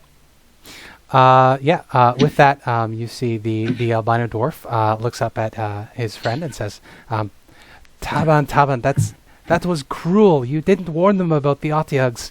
Everybody knows not to go in the garbage pit. And he says, I owe these people some money. And the albino dwarf just sighs and says, "How much do you owe them?" And he says, "Well, I told them I would give them." He stops short and he says, "I told them that I only had 100 gold pieces of winnings and that I could come here and retrieve them because I am broke at the moment. And that's all that I have to give them." No, you told us Insight. Yeah, that's good plan. Because the dwarf looks Am I up still at unconscious? I I think I'm still unconscious. Yeah, you I'm would okay still be with it. unconscious, Yeah. a 21. I just like the idea that I'm just snoring right now while this is all You are happening. unconscious. Anybody can take an action to wake up Olaf if you would like, or if you want to leave him sleeping, you certainly can. Mm-hmm. I'll leave him sleeping for a sec. Okay. I think if somebody's at 0, they're just unconscious until for a certain number of hours. It's a short it's a short rest or 1d4. 1d4. Yeah, a short rest or 1d4. Yeah. So it's not hard. The albino dwarf is not a great liar, and he doesn't seem particularly keen on helping Taban with this lie. Yeah, the dwarf looks up at him like as if to say, like, "What are you?" And he's like, "Oh." So the dwarf knows that he's lying, and he gives it away. But Taban's hard. Flip speaks up and said, "We were commissioned, I guess, by a lady who says he owes her 500." Yeah, and you see the dwarf looks up to his friend and says, "You were betting on the dinosaur races again, weren't you?"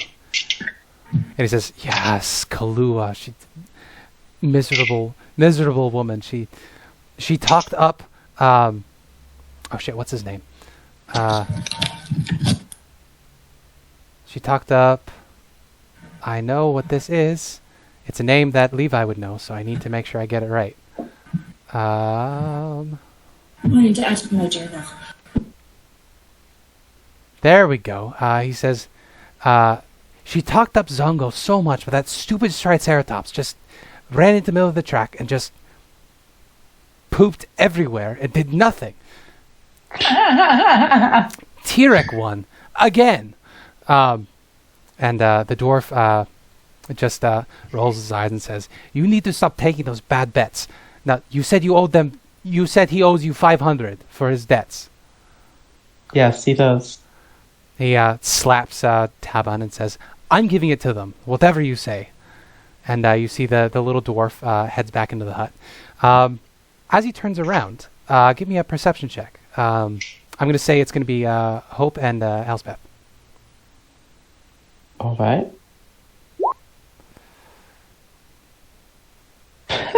Double fives, damn. He has tattoos on his back, but you can't quite make out what they are under his tunic. He goes inside and he comes back out after a little bit with a bag of coins, and he's going to toss it over to you. And he says, "I added a little more in there," and he looks at Taban, "as an apology for not warning them about the Otyugs." So it slams into your chest. Who wants the bag of coins? Elspeth will grab it. Okay, yep. Yeah. You peer inside, and just a quick head count, it's 600 gold pieces. Ooh. So you 200 gold pieces for us. Yep. Yeah, so it slams into your chest. You have a bag of 600 gold pieces, 500 of which is, 400 of which is squirreled away for someone else. Yep. Could I ask him, I like those tattoos on your back. What are they commemorating? Oh, he says, "Oh, these old things," and you see he undoes his shirt, and you see once he takes his shirt off. First of all, everything about this dwarf is white. There's no pigmentation on him whatsoever, and none of you have seen a dwarf like this before, except for you, Levi. You've seen dwarves like this before. This is an albino dwarf. They live down in the Firelands, where you're from. You know that your village would trade goods from the deep Underdark where you lived up to the surface towards the dwarves. They had a settlement called Hrakamar, and you would trade goods with them in exchange for actual, like, constructed goods. Would I recognize any of the tattoos as, like, designs related to that place? Yeah, they're all within the genre of religious iconography that you would be familiar with. So as he turns around, he shows his back, and you see that there is a very large depiction of a serpent, a massive coiled serpent that has been pinned with spears to a mountainside, and tied up underneath him is a the figure of a human. He has been tied to a stake, and there's a woman at the feet of this man who has a little bowl and a rag, which she is using to wipe his face, as the venom from the fangs of this dead serpent drips onto his face. I rightly recognize this mythology. Does hope. Yeah, now that you've taken the time to sort of look at it in full, you would recognize it from your version of the story as being Loki, who has been imprisoned by the gods after his betrayal. He is under a mountain. I don't remember which mountain it is in Norse mythology. I'm sorry. His son was killed and pinned over him, and his wife was set to wipe the venom out of his eyes. And it is said that the mountain where he's buried crumbles and shakes whenever Loki shudders when the venom drips into his eyes. As for you, Levi, you have a very different version of this story, which is related to what we talked about in the past. Of course, these are different figures for you, but more or less the same story. I would the Loki story. Probably try to subtly just kind of shift away a little bit. Yeah. He says, "This is from my homeland. We have legends of this horrible creature. All these lands, they were made by Ubtao. A long, long time ago, the gods, they were here on our plane, and they had a big fight with these awful, horrible creatures called the primordials. There were terrifying creatures. There were ones of fire and wind and earth. What was the other one? Water. And they had a big fight, and the two sides were just tearing each other apart. And Ubtao was one of the primordials, and he changed sides to help the gods. And as a thank you, the gods gave him this island. So this island is Ubtao's home. He built the ancient city of Mesro himself with his own bare hands. And the dinosaurs he created as his special children. Ubtao's children, that is what we call the dinosaurs around here. Anyway, this is a depiction of the creature that he imprisoned here, Dendar the Night Serpent. It is said that Dendar was split into 3 pieces, and each of them was imprisoned to torment one another forever in a pit deep within the earth. And there's a door somewhere hidden under the peaks of flame, that once the maze upon that door is solved, Dendar will break free, and then the world will end. That sounds familiar to a story our mother told us. Oh, is she from Chult? No, we're from Neverwinter. Similar but different. Oh, sorry, I forgot. Raspy. Well, Similar but different. Well, it is an old story, it could have gotten around. I don't put much stock in it anyway. Yeah. Ubtao used to answer prayers and give spells to clerics, but ever since the spell plague, nobody's seen nor hide nor hair of him. He's abandoned his post, they say. Well, I hope that you can remain faithful. And thank you for helping us out with this one. I hope we don't see him again. He looks up at Taban and says, "This is why you have no friends." And Taban just scoffs. I would like you to make a stealth check, Levi, as you are trying to make yourself scarce. Absolutely. Do we know this dwarf's It's an name? 18. I will answer that in a second, Abby. With an 18, you avoid his gaze. He does not lay eyes on you enough to recognize what you are. In answer to your question, Abby, he gives his name. I am Musharib. I'm actually not from Chult originally. That's why I'm living out here. They don't really like my type in the city. Where is his thing? The thing. He has a note here in the side quests. I need to find it. I need to read. Please. Apologies. So I guess it's not in these. Oh, it's in the guide section. Later. Yes. While everyone's talking to him, could I inspect the breastplate? Yeah. Give me a... This is going to be you have jeweler's proficiency, is it? Or is that Olaf again? That's Olaf. Okay. You know what? Olaf is unconscious. You could try to wake him up. I could. Medicine? Yeah. Give me a medicine check to see if you can slap him awake. It's gonna be bad. Not quite. Olaf, you remain snoozing. But yeah, I'm just curious about it. Arcana check. Okay.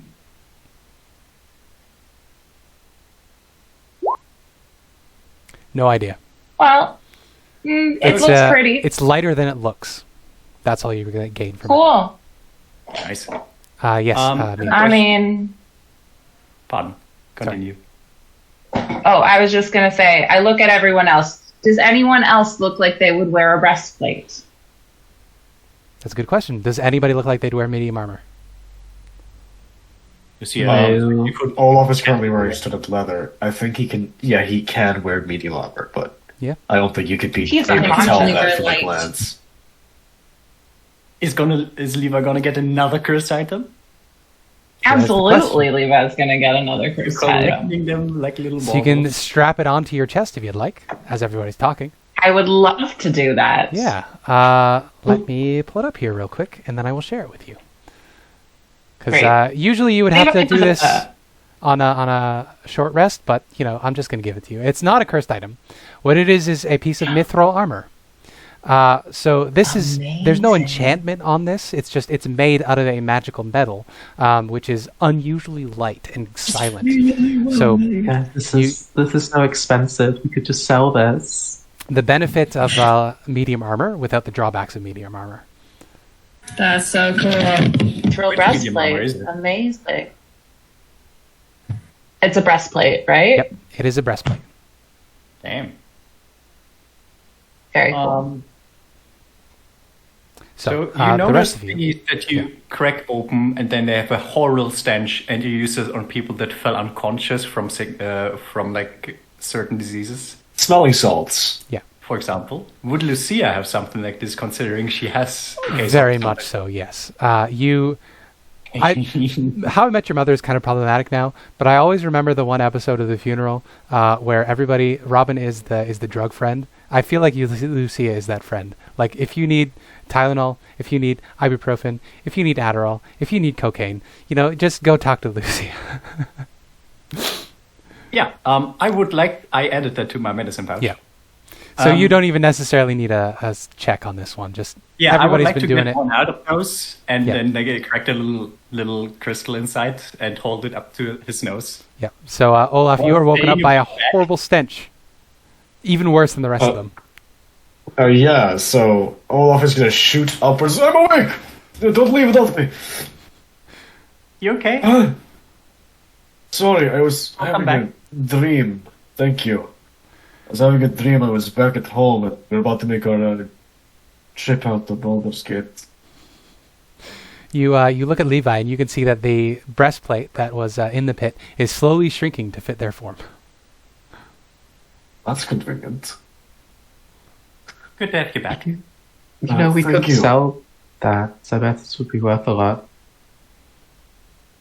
I'm assuming that I can just from a glance realize that it's some kind of magical mithril plate. Yeah, give me an Arcana check, but I'll give you advantage on it since this is the sort of thing that your family definitely would have worked on. Yeah, just making sure my Arcana modifier is correct.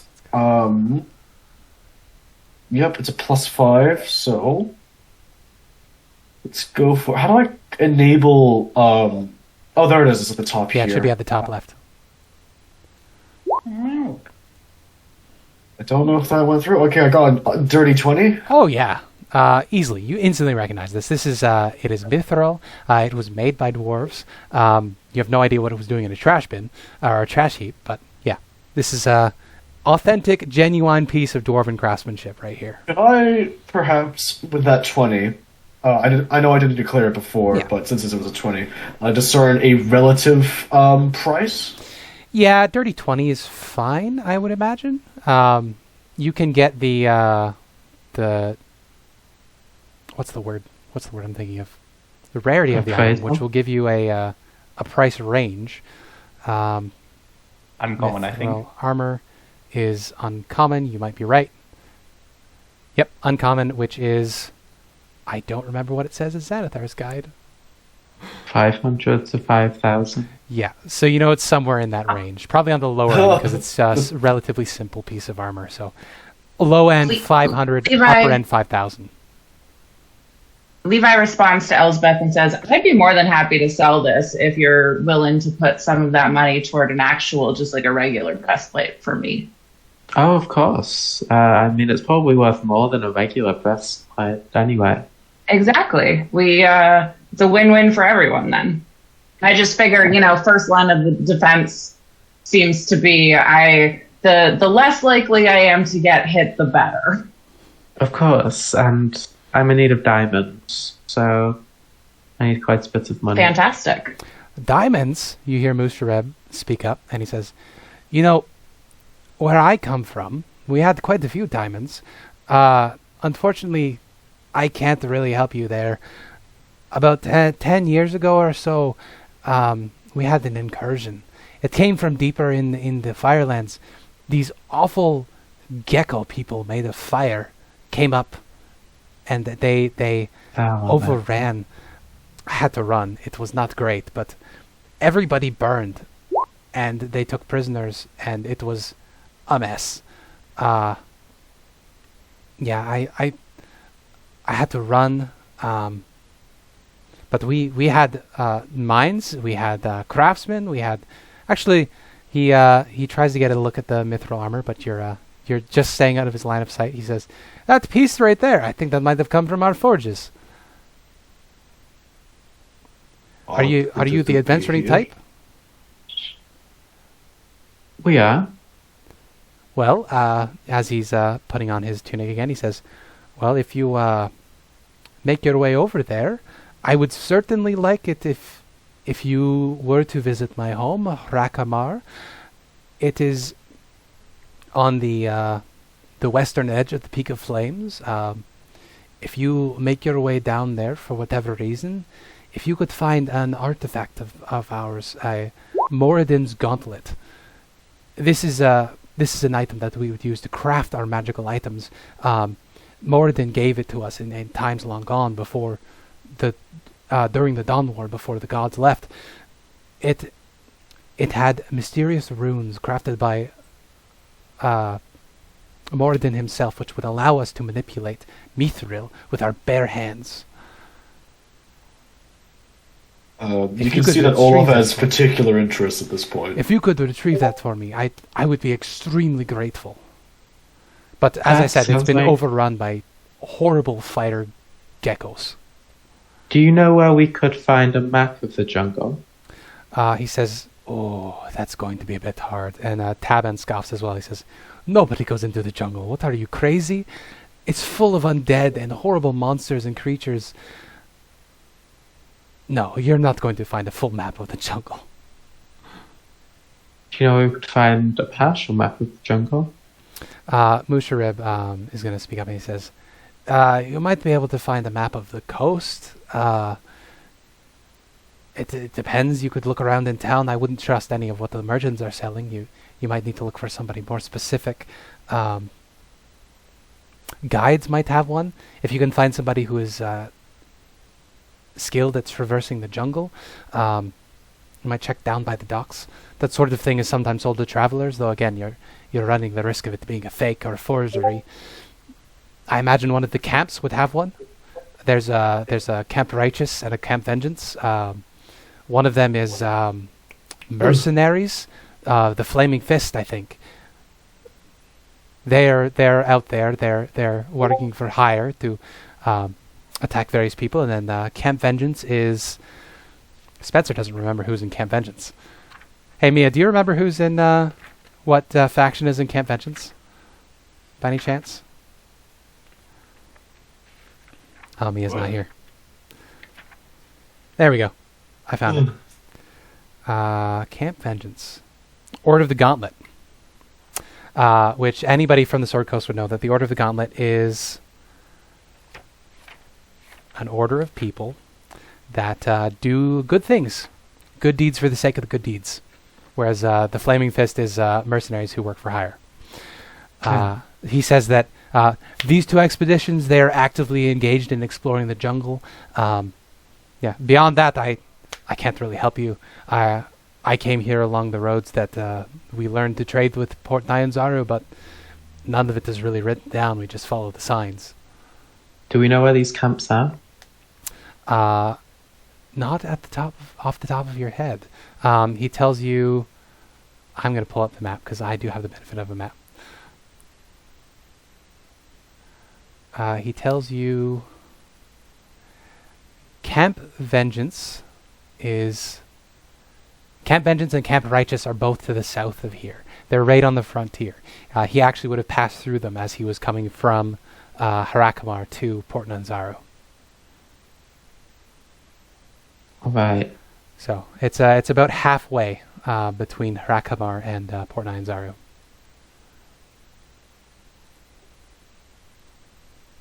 Okay. I'll thank him. He's been very helpful.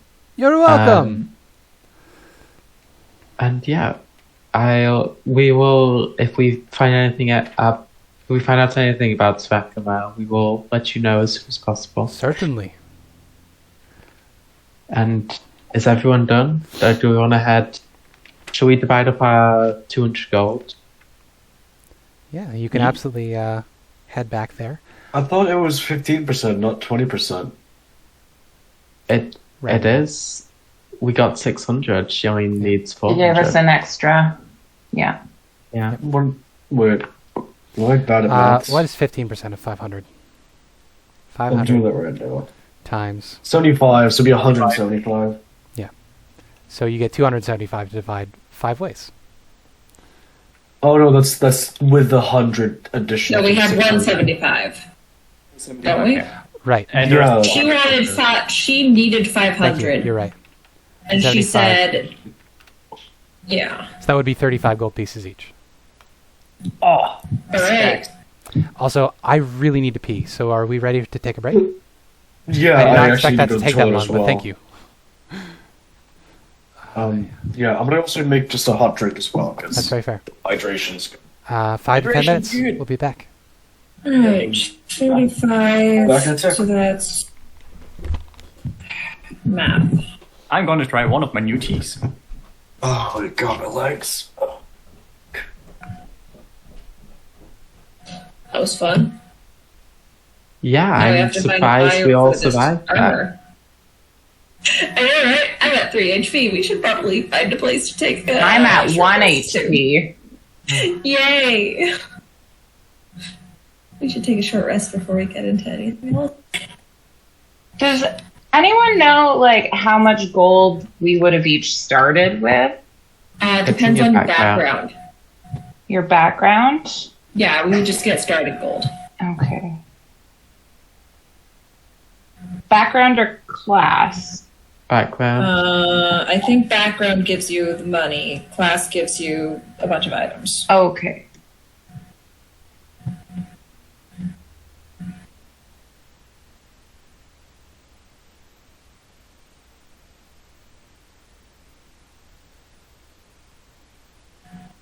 The fact that Guy's character can just make magic items is so cool. Yeah. We could try scamming someone. We could, because like he has magic items, then they just kind of like stop being magic when he wants them to be. So we say like, "Hey, you want this bag of holding?" And it just stops being a bag of holding. Like, Oh man, that's so great. I love it.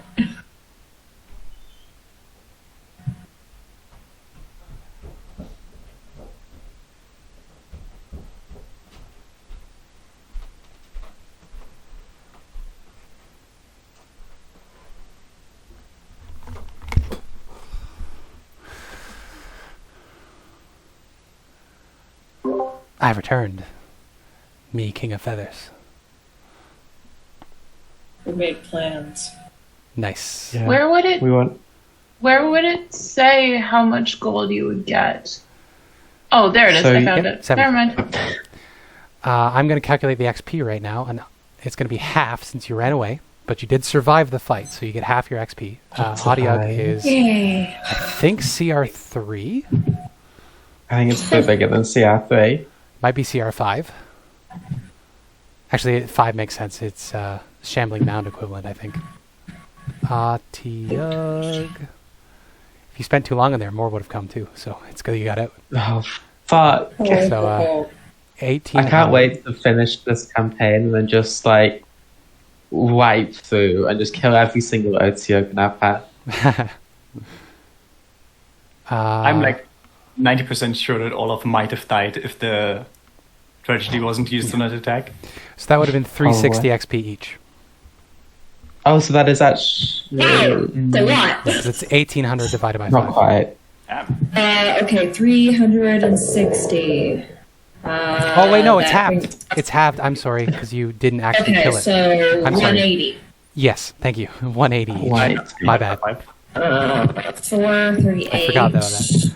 Plus 180. XP is fun, but I'm bad with numbers. We should all have 618 now. Thanks, Riley. Now we're all equal. Thank you, Riley. It does. It gets easier. I had the same problems when I started doing it. Yep. 618. Is Guy still out? I think so. Out and about? All right. We got some time then. On the foul. We can always catch up Guy when he's back. The last thing Musharib will say to you is that he says, you know, I don't know much about the jungle in general, but I know the way to Rakamar, so if you're wanting to make that quest, you can always come to me. I can lead you right there. That might be useful if it's on the way to wherever we need to go.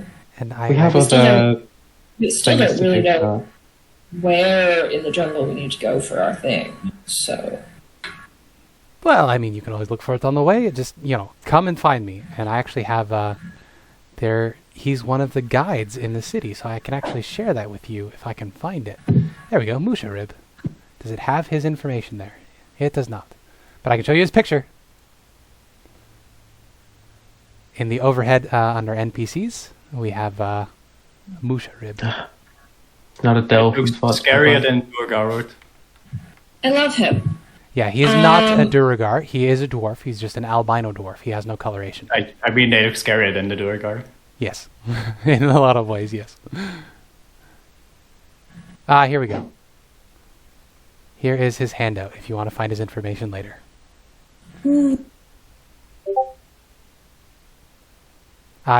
This is his sales pitch. This is what you would find posted on a door, but in reality he doesn't know that much about the jungle. He can mostly lead you to his home and that's it. But this is the blurb that they gave me to share with you when you meet him. Very nice. This encounter has... He's got like... Sorry, go. Has firmly strengthened my view that Lucia will not be the first to die. Because others are just going to do stupid shit. And then get eaten. Yep. It's just gonna be me and Lucia just all the way. Everyone else is gonna get killed somehow. I just really wanted to be a typical adventurer. Save someone's life. Thank you very much. That's true. That's true. Same. Levi saved your asses. Yeah. Like, Volk was not a typical adventurer. And I just wanted to try out that typical adventurer life. See shiny thing, want shiny thing. I like that no one of us tried to actually fight the thing.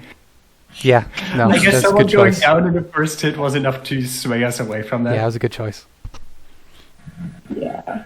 I think this Also, the fact that we have no spell slots between any of us. Yep. You blew them all in Velociraptors.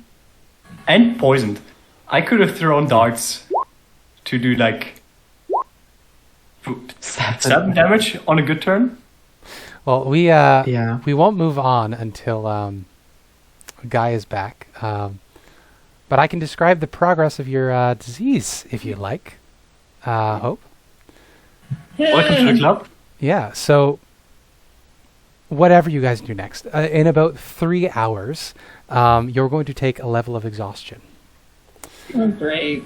Because you are having a hard time getting a breath in.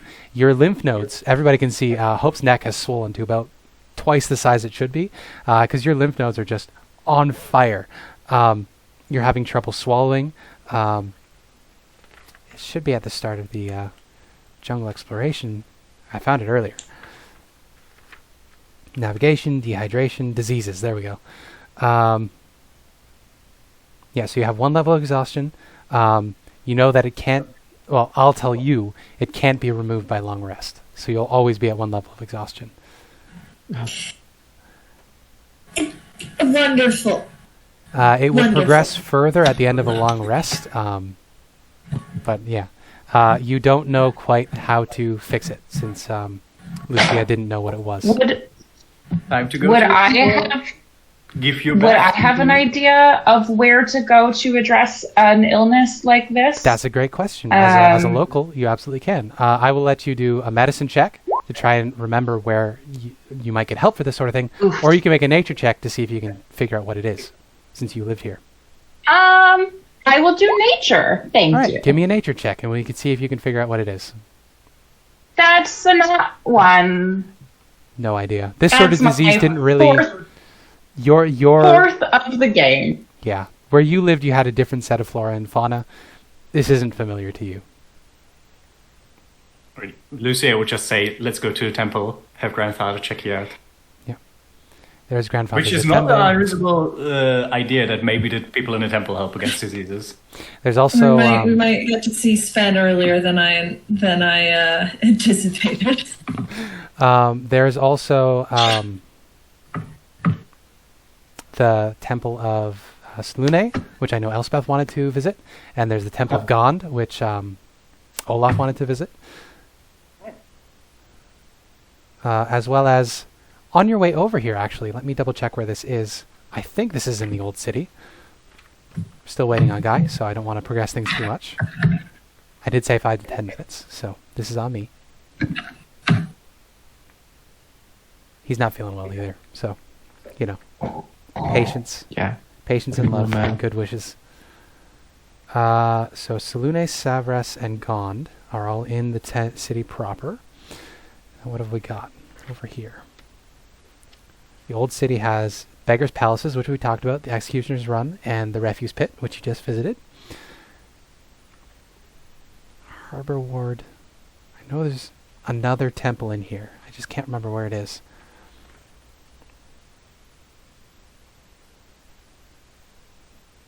There we go.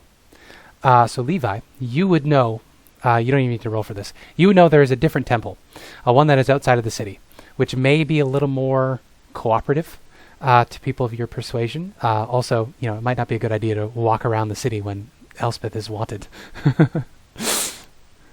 True. Or somebody that looks like Elspeth is wanted. In Malar's Throat. I would let the group know. Sorry, yes. In Malar's Throat, which is a region on the southern side of the city, where is the map? There it is, the map. The eastern edge of the city, sorry. That is the part of the city that directly faces the jungle. To keep the city safe, they've sort of packed in the poorest of tenements over there. There's sort of ramshackle buildings made of wood and, you know, old discarded bits of various things. Malar's Throat is sort of the funnel point. Anything that wants to attack the city from the jungle has to go through Malar's Throat. As a result, that's where the Temple of Good Fortune has been erected to Holy Timora, goddess of luck and fortune.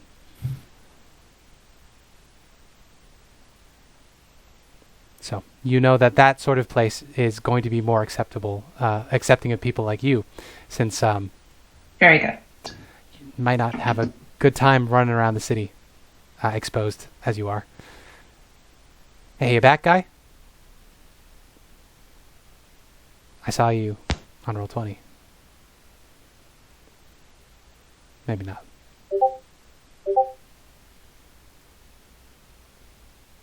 I feel like whoever writes these adventures really wants, like, Clerics of Timora. Because I feel like every adventure I read that's set in the Sword Coast, or actually anywhere, has a temple to Timora. Even like Lost Mines of Phandelver as well. Part of it is because Timora is the patron of Omen Drawn, and Acquisitions Incorporated was sort of the flagship D&D show for a very long time. Oh, okay. Is it so? Do they have a tomorrow? Oh, shit. Yeah, They have a tomorrow. Omen is a cleric of Timora. So, Nice. because Chris Perkins was the one who was running Acquisitions Incorporated for a long time, and then Jeremy Crawford took over. That's sort of just, everywhere, since there's going to be one anyway. Yeah.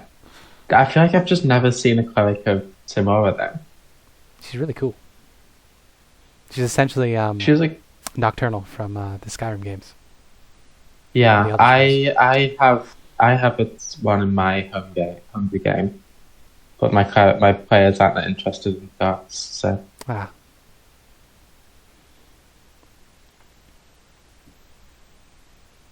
I like Timora. I have no idea how to play Timora because she's lawful neutral. So it's completely. How does a god be lawful and neutral? It's odd. I thought she was chaotic good. I might be wrong about that. Anyway, hey, Yeah, you're she's back. the goddess of luck. Yes. Welcome back. So, what we learned in your absence. Hope's disease gonna die. is progressing. They now have a fully swollen throat. Their lymph nodes have puffed out their neck quite a ways. And they now have a level of exhaustion, which will get worse with time. What happened? I just got back. What the fuck? No, we were just talking. Okay, fair. I was just wanted to just say as a little. I got out of breath walking up the stairs, so I think I'm fucked. Yeah. Musharib also shared that he is more than happy to guide you guys through the jungle. He knows the area around Rakamar the most. He says you might find flyers of his because he sells his services as a guide. You might find flyers of his through the city, but he overstates his skills there. He can mostly just lead you to Rakamar. But if you guys are going out into the jungle anyway, he can lead you to his home and let you in, and then you can do whatever you want to do on the way. Oh yeah, and Levi shared that if you're looking for healing, a useful place might be the Temple of Timora in Malar's Throat. Malar's Throat on the map is to the bottom of the map here. It is the part of the city that directly faces the jungle, and so as a buffer zone, they've just piled up all the poor people out there to warn them in case undead come out of the jungle.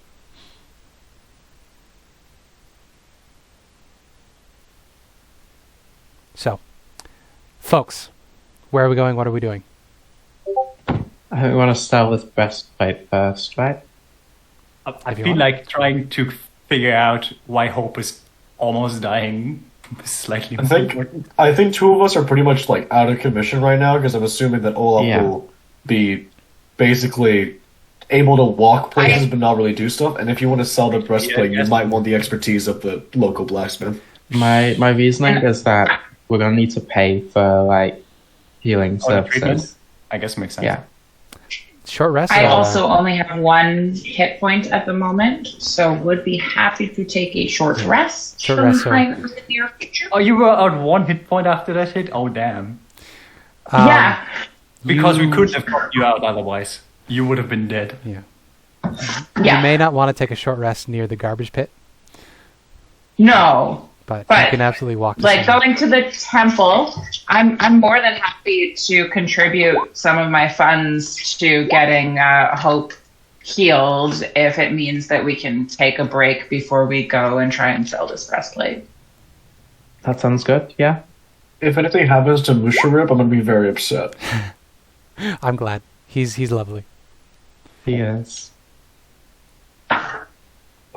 So trying to rest up first and then sell the breastplate? Okay.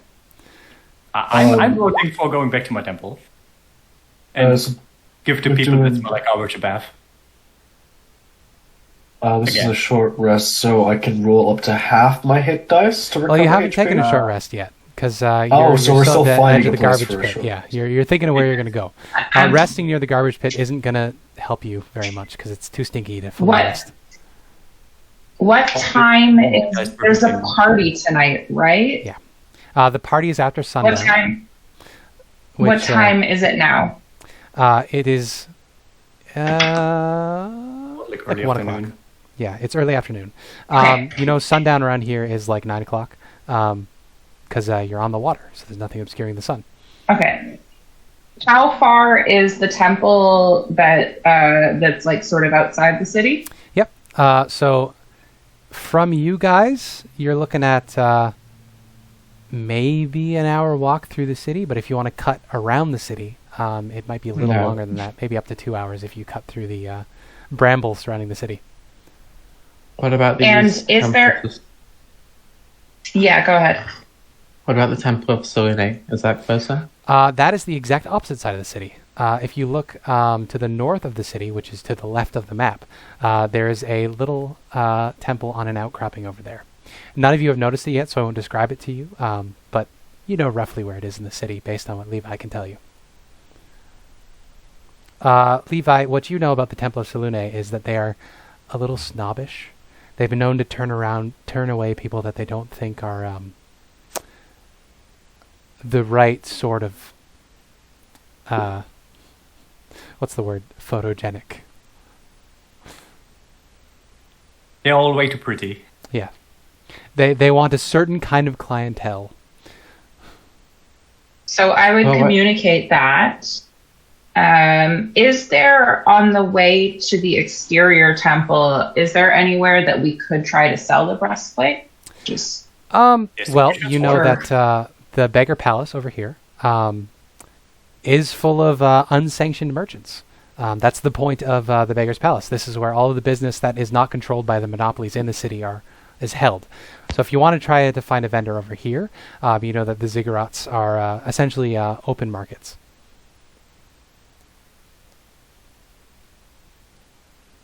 But other than that, not much business is done in the other, in Tyreeki's anchorage or the Malar's Throat. The Tyreeki anchorage is mostly, that's where the dinosaur pens are. That's where they raise sheep and various animal products. And then Malar's Throat is just a shanty town. That's where the poorest of the poor live.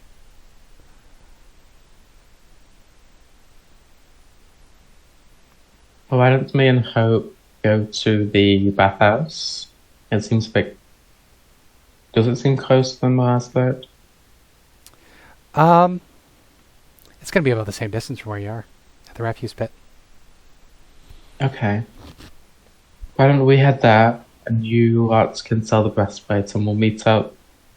Why don't we meet up back at the tavern? Okay, the Thundering Lizard Tavern? Yes, I was looking for the name. Okay. Is everybody cool with that? Why exactly are you going through the Temple of Selune? Because I Hope's sick. Sorry, That's the temple that may turn Hope away.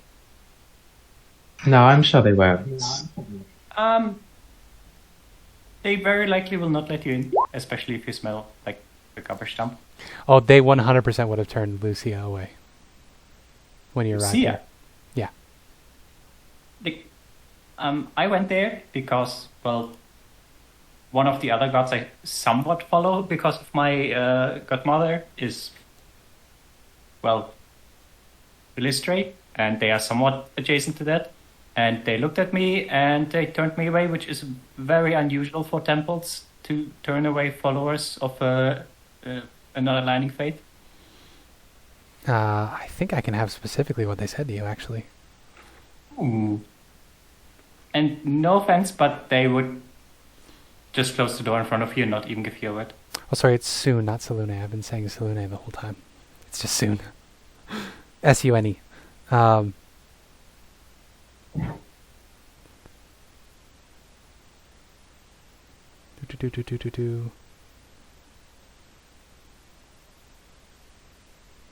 yeah, they would have just looked at you, and they would have clicked their tongue and said, "Oh, honey," and then turned you on your way.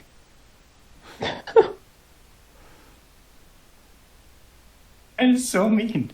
Yep. There's just a little girl in sweetie. acolyte robes in front of you, looking for a place to stay. Oh, sweetie, we can't help you, and then they would have turned you on your way. I feel like she would try to get a word in, but they just like turn her around. They just push her out of the door. Basically, She's like, yeah. And then you just close the door behind her. Yeah. So if we are splitting up, we can absolutely do that. I think Levi was interested in the Temple of Timora. So if you want us to still do that, we certainly can. Well, I was going to go to that temple, in order to get Hope healed. I mean, I can take a short rest anywhere. I don't need to go to the temple for that. That's true. Yeah. Why, to get the short rest out of the way, why don't you guys head into the old city, away from the stink, and just have a breather in the marketplace, watch each other's backs. Okay. So you can do your short rest stuff now. Everyone gets an extra D6. I don't, because I don't have any dice left. Yeah. As you're doing your short rest, Hope, you begin. Is it a poem that you do for your Song of Rest? A recitation of heroic poetry? It's some sort of story, and I think there's a lot of pauses, and I think they just tell, like, the story of the lion and the mouse. You notice as you are approaching the end of your Song of Rest, there is a tabaxi that has been watching you. He looks a little worse for wear. He's got a couple bald patches on him, but he's got a tan brown fur. He's got a bit of a shaggy red mane around his head, and he looks pretty down in his luck. He's got a colorful tunic on, and some short pants, and then he's got his bare feet out in the dirt. But he's watching you very intently as you deliver your story, and he claps as you're finishing. Yeah, Hope does what he always does when he's telling a story, where he has his book out in front of him and is like repeatedly casting minor illusion. So like he tells the story and he says, and it's like a children's illustrated book. So like every couple of paragraphs, there's a little, a picture of a lion's paw with a thorn stuck in it, and then another picture where it's the mouse, and the mouse pulling the thorn out, and other similar, just like, a kid's illustrated book with, illustrations along with the words. Because that's what he likes to do, and that adds a little bit of flair to his storytelling. That works. I'll answer your question in a second, Mia. The tabaxi is enthralled by this, and he will approach you as you finish your story. You can smell this. He's not had a bath in a very long time. Again, with the smells, this is just a very smelly campaign. I mean, I smell like I haven't either, so... he comes up to you, and you can smell alcohol on his breath, and he says, "Oh, that was very good, that was very good." He holds out his hand to shake your hand if you'll let him. Yeah. Yeah, he takes your hand in both of his and he shakes it. And you can feel he's got his nails have chipped, and so they're just sort of these dull things on his hands. He shakes your hand and he's got cracks on the pads on his hands. He says, "Very good. I am Box of Dice. It is very nice to meet you. Very nice to meet you." Nice name. He keeps shaking your hand. Okay. I'm gonna forcefully pull my hand away. Hope isn't a big physical contact kind of person. Would you happen to have a gold piece? You with the golden tongue. Could you drip a gold piece from your tongue for a box of dice? Alright, if we give you gold, will you leave us alone? Yes. Even more, if you give me a piece of gold, I will repay it. Tenfold. I'll pass him a gold piece. All right, mark that off.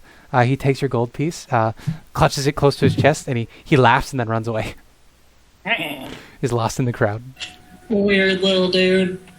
I mean, gold piece is quite a lot, so. At least, and you got he's not going to be bothering you. That was strange. Well, I feel a lot better after all that. Yeah, this day has been awful. Let's Yep. just get to bathhouses. Well, I feel a lot better. I mean, Someone better. I think this will whisper. We'll see. /W space and then the name of the person. Good. It should give you a recommendation if you start typing. Yeah, it. /W and I got other it. things. I'm not whispering. Don't I make just it have too long. If it's too long, it will Yeah. be split up in 2 messages, and only the first one is a whisper. Is really too stupid. There is a chance that the bathhouse turns us away. So if you would like, we can go to the Temple of Tamora. Yeah, I mean, we might as well go to the place where the misfits and the people are thrown out go. Okay, I'll save the bathhouses for another time then. Just as you say that, Lucia projectile vomits in the middle of the group. Good grief. I'm going to say, because I didn't make you save for that one, you get it up fast enough that it isn't going to leave you with the poison condition. But yeah, whatever has been messing with your medicine got to that one too. Why don't you come with us and leave the other two to sell the armor? Then we can see what the temple can do for you as well. I think something struggle for medicine.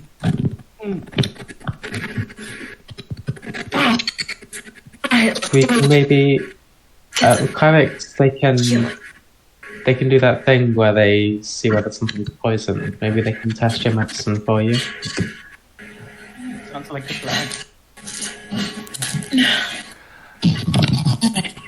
Alrighty. So, where are we headed? We're headed to Malar's throat. You make me roll. And yeah, I would have maybe just dropped it. Yeah.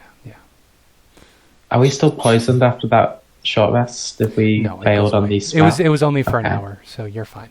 Okay, yeah. So I think me, Hope, and Lucia are going to the temple. The other two selling the breastplate. Okay. So let's get somebody can make it with advantage since you're all helping each other. We're gonna make we'll call it a group persuasion check to see who you get a hold of. So who wants to make the persuasion check with advantage? Normally I'd be very good, but of the people who are selling it. So it would be the people who are selling. Yeah. This would be between sorry, Olaf and Levi. Yeah. I have a +3. And you're like the armor guy that's like, hey, this is Minecraft. Yeah, So but I could just be like an expert to give the advantage and so on. You have better persuasion than I do. So we'll say the way you're helping out Olaf with selling this is Olaf is calling out the qualities of this breastplate, and Levi, you're modeling for him. Of course. You're flexing, you're smacking the breastplate, you're flacking the flail against it. I do have a gladiator background, and I'm used to performing. There you go. Absolutely. So, Guy. Persuasion with advantage, correct? Persuasion with advantage. And this is a charisma, yeah? Yeah, this is to see if you find us a buyer. I rolled 13 and 11, so that's not great. Yeah, no. A couple people look interested, but as soon as they actually see what you're selling, it's too rich for them. Maybe I'm in the wrong part of town. Yeah. Looking around, this is the sort of people who silver is a lot for these people, let alone, multiple hundreds of gold. Who would have thought?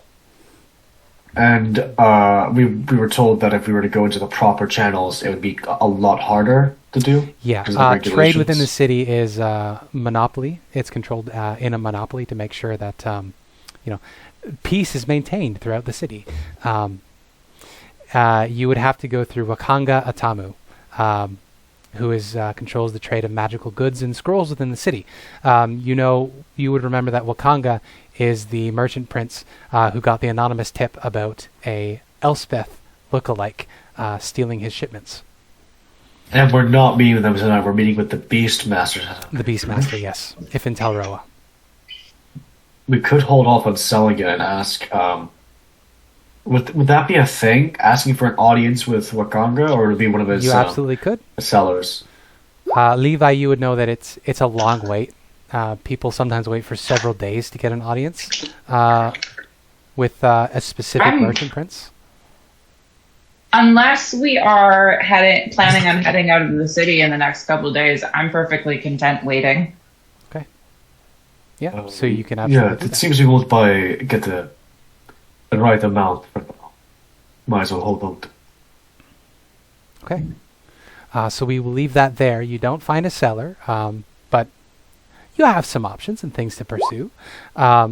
Hope We said we'd Elspeth- meet back at the tavern, right? Yes, the Thundering Lizard. Yeah, we'll just head there. That's all right. Yeah. I'm assuming that's all we want to do, Levi. Yes, I'm happy with that. All right. So you head back to the Thundering Lizard. None of you are wanted at the moment, so you are fine. Lucia, Hope, and Elspeth, you are going to make your way through the city. Are you going to try to do so in disguise, Elspeth? Yes, I'll sort of I'll put my hood up. I'll just make it greyish, try to blend in, and I'll kind of like, as I'm helping Lucia like walk, I'll kind of bring her under the cloak. I'll give you advantage on a stealth check because you're using your cloak and your fellows to appear like just a random vagrant. No. 24. That is a crit +4, and that's very good for you. You don't even catch the attention of the guards whose job it is to make sure that poor people don't wander the city streets. So this is very good for you. You skirt the attention of everybody, and you make your way to the Temple of Soon. Isolated atop a rocky formation on the sea, the Temple of Soon. No, sorry. We decided we'd go to the Tamora. Timora's, yeah. In that case, you skirt your way through the city. How do you spell that? Tamora? Tymora.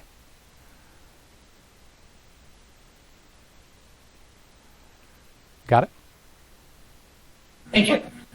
Yeah. So you make your way down to Balor's throat. As you do, you come out of the city, back through the gates. With that 24, you easily duck past the guards. They don't even notice you passing by. And you see what is essentially a post-apocalyptic city. Old carts have been fashioned into houses. There's upturned storefronts, stalls, discarded wood, and wagon wheels are all used to build the ramshackle buildings out here. In the center of the street, you can see that there are the remains of several undead that have just been piled up in the middle of the street. Some of them look relatively fresh, too. This looks like a war zone. And dead set in the middle of all of this is a glorious, shining temple right here. Right underneath the H of the label. It is a square building with a gold rooftop. It is not particularly elegant, but it is beautiful, and you see that there's an intricate drainage system that pulls all of the water off of the flat roof and pulls it down into rain buckets along the ground. You see that the doors are open as you approach.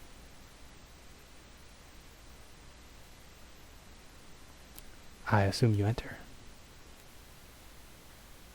Yeah. You said, yep, we go in. Yeah. So you enter. You see there are many supplicants of many different kinds, all kneeled around an altar at the far end of the room, with a statue of Tymora. She is a beautiful woman. You would guess she's relatively androgynous, but she's strong. She is dressed in battle armor and carries scales in one hand. You can look around for a priest. Eventually you find one. There isn't one written, and this is taking forever. What is your play here? What are you trying to get, and what is your approach? We want to just find whoever's in charge and see what they can do for us and how much it would cost, potentially.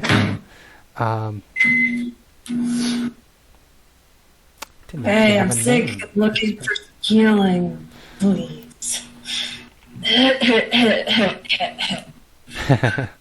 Cough, cough. Here we go.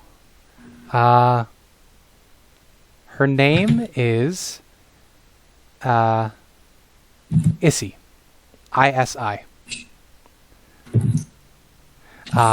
Issy will look at you, look you over, and I will make a medicine check for her to see if she can figure out what it is. Or actually, I'll make it a nature check. Doop, doop, doop. Nature check, nature check. That's just intelligence. 12. She says, I'm not entirely sure what this is. It does look fairly bad, though.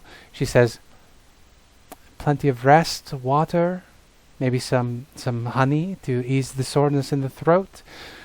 I'm sorry, something like this is more the domain of dedicated healers. Most of what we do here is spiritual guidance, bringing hope to people, not so much active healing. Where can we find those healers? Because we don't have the time to just let it pass its course. She will call over another priest who will have a look as well. She says, we have one other priest on hand here, and then other than that, you might want to look into the Temple of Soon, perhaps. I heard clerics are more closer to the life domain. We're much more in the alteration, transmutation sort of fields. Well, good luck getting in there. Wait, is it the Temple of Soon or Saloon? Soon. Spencer realized that he mislooked the name. Yeah. I thought it was like the goddess of the moon this whole time. It is supposed to be the goddess of the moon, or I said it was the goddess of the moon. As it turns out, I misread. It is Soon instead, the goddess of beauty. Okay. I think that makes more sense with what you said about them being stuck up. I think we're going to roll with it being the Temple of the Moon for reasons. Okay. But, yes, I fucked that up. I misread. Makes sense. Soon is the goddess of beauty. They're not able to figure it out. They would tell you that Saloon is closer to what you're looking for. Okay. Well, thank you anyway. Maybe it's a combo temple. It has both. And although it hasn't become plot relevant yet, I could just keep it as Soon. Just apologize for messing it up. It's all good. It's Soon. That makes more sense. Backstory stuff with Lucia, tiny bit, right? So it's fine. Yeah, it's Soon. Yeah, not Soon. We were told that they were quite exclusive. What do you think that's... And this one's already been turned away once. How would we get inside? She says, well, they like a certain symmetrical clientele. She looks you up and down. She says, you would probably be fine, honestly, as will your brother, despite the illness. Lucia, what's your charisma score? +1, 12.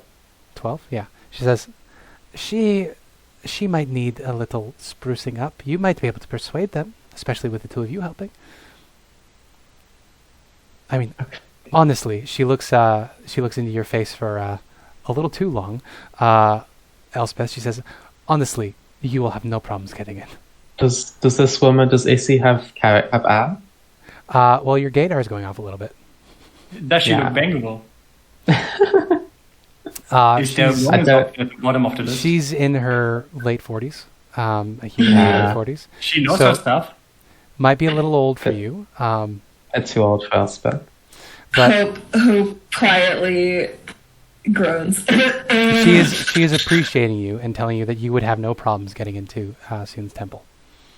Okay, I think we'll head there then. There's a symmetry of your features. You may be able to pull the dead weight of your friend there. Oh, that's so sweet. Thank you. Good luck. Good to go. Thank you. Fortune's favor. We hope so.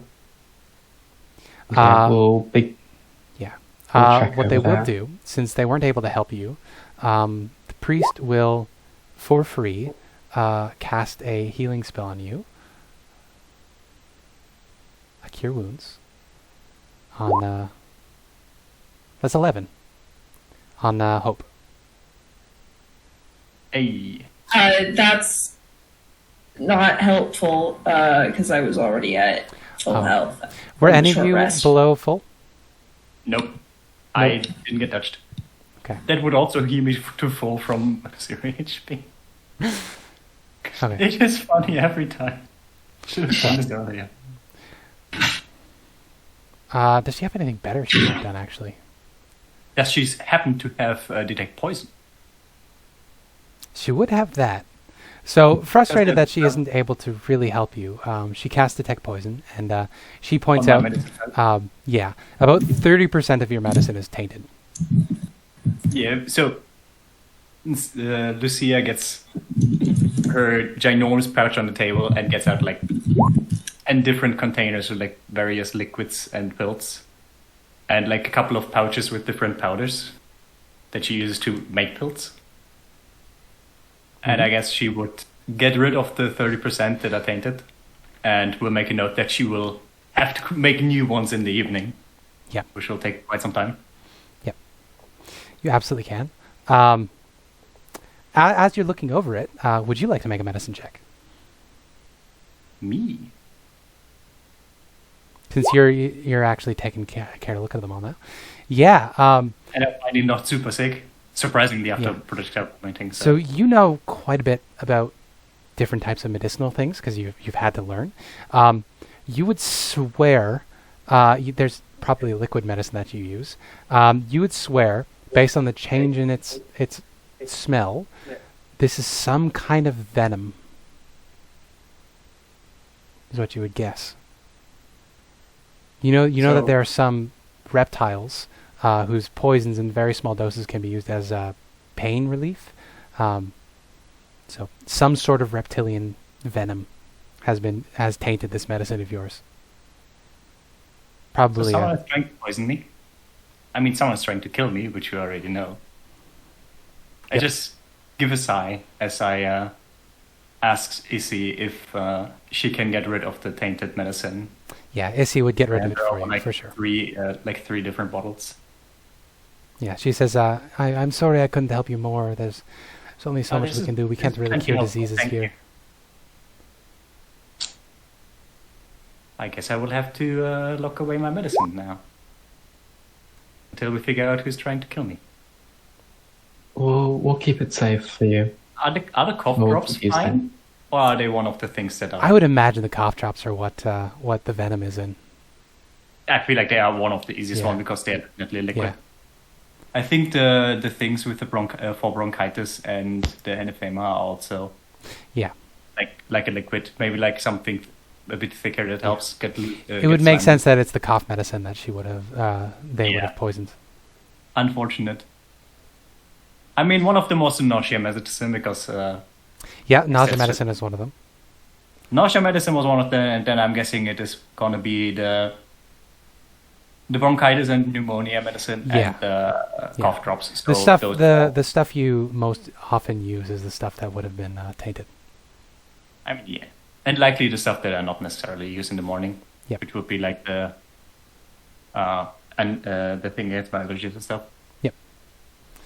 Okay, so I will make it next to the ones that are currently not available. You all circle your way back around to the Thundering Lizard. It is now getting on in the evening. We're pushing like 7 o'clock now. The sun's starting to get low. You can see the beautiful sunset on the horizon. You meet up in the Thundering Lizard. There's a party going on. There's Tabaxi minstrels playing up on the stage. Everybody's hanging out. Olaf, you recognize some of the sailors.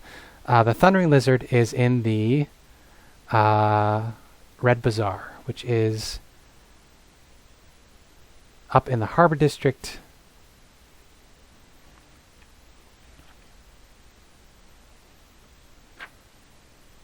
Red Bazaar. I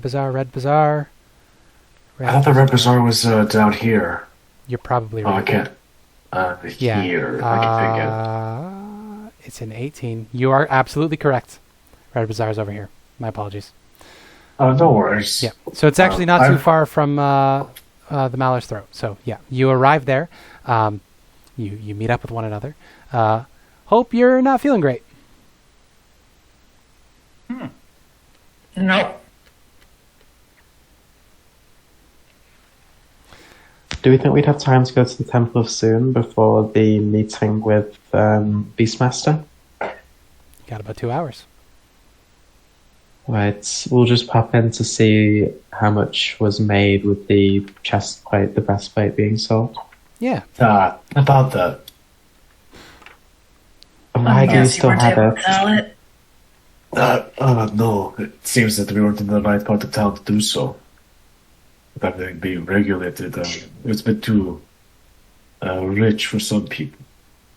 So I'm still a little bit out of things right now. Don't worry. Where did you find out where the right place to sell it was? We are going to get in contact with one of the merchant princes. I see. Are you in any particular rush to have this sold? I mean, why? Well, how long is this going to take? Or at most a few days. That's too long. I also don't really have a few days to stay in the city. We've gotta figure out. You're welcome to try and sell it then, but that's the only option that we have. We'll sell it tomorrow. So it's either wait a few days or don't sell it. We need to get out into the jungle and figure out this thing, because if we don't, I'm just gonna... And Hope kind of trails off, and then in Primordial, Mom's gonna die. I know. Look, we'll keep it then. We'll just head into the jungle tomorrow. We should probably grab some supplies before then. That's what that money was for. We also need to hire a guide. The only one we've got right now is 5 gold a day, and we don't even know how long it's going to take. Could you have not just settled for like 500 gold? They were looking in their pockets and finding silver. So if you wanted about 5 silver for that, just wait. Right. Look, we'll go. We can go to one of the other upmarket places tomorrow then. Maybe you leave the day after, but I'm not waiting 3 or 4 days just to have a chance at selling it. That's understandable. Should we get ready then for the meeting with the merchant prince? I don't think muck and garbage juice is going to sit well. Yeah, you ought get ready. Me, Hope, and Lucia will go to the bathhouse soon. Okay. Okay. We didn't have any luck at the Temple of Tamora. That's so good. Did you find out anything about your medicine, Lucia? Assuming that we were told about Lucia's medicine possibly being tainted? Yeah. I think it was very obvious after you puked from it and then I puked from it. Yeah. Someone seems to have messed with my medicine. I don't know when. I mean, I usually leave it in my room for a bit, but... So, someone might have broken into the temple, or someone within the temple itself. What does that do? I don't think anyone in the temple would do it. I mean, I know all of the people there at least a bit. None of them seem really like the type that would do anything like this. Let's hope not. Alright, I assume there's, like, bathing facilities at the Thundering Lizard. Right? Yeah, there's a group bathroom. Yeah, well, I'm gonna go get ready. Yeah, where should we meet you? By the Golden Palace? Sounds good. I'll see you there by nightfall. Sorry, what's up? We quickly get cleaned of the garbage smell before we go to the temple. Yes. Elspeth has the invitation, right? Yeah. Abby again with an invitation. Yes, so Elspeth and Hope are going to go to the temple soon, right? Yes, and Lucia, if she wants to join. We'll do that. think I would keep with Elspeth at the moment. Because she gives me a bit of comfort. Okay. You make your way through the city. Stealth check with advantage. Because you're doing your same scenario with the hood. God. Nice. 20. Yeah, 30-20 is fine. You make your way up to the Temple of Soon, and you see that you're in a very upclass part of town here. The Temple of Soon, it looks like the lower levels are made entirely of reflective glass. So the whole thing has this illusion of just sort of floating on the water as you approach. And the bridge that extends out to it is also coated with this mirror. So it's a weird feeling. When you look directly down, you can see the bridge, but from the side, it almost looks like you're just sort of walking on air as you approach. It is an absolutely beautiful temple, and you see only the most rich, fancy, and clean people are coming up to this temple. And a lot of you approach, and you see there's 2 attendants outside. What you would take to be a man and what you take to be a woman, and they are pristine examples of human beauty, the 2 of them. And they look over at the 2 of you, the 3 of you, and they smile and they say, "Hello and welcome to the Temple of Soon. How can we help you today?" Hope coughs very obviously. Oh my sweetie, are you okay? No. What's your charisma Not score? quite. Hope. 16. Yeah. And Elspeth, your charisma score? 17. Yeah. Damn. So they approach the 2 of you immediately and are very helpful and comforting. They say, "Oh my dear, what's happened to you? Oh, we need to get you to the healers. Are you okay?" I'm looking for a bit of healing, yes. Nothing seems we to be able need... to shake this cough. And our ally needs some respites as well in our motion to Lucia. You see they peer over at her and they say, "Well, any friend of such noble creatures as yourselves should be welcome here. Make me a persuasion check, Lucia. I'll give you advantage."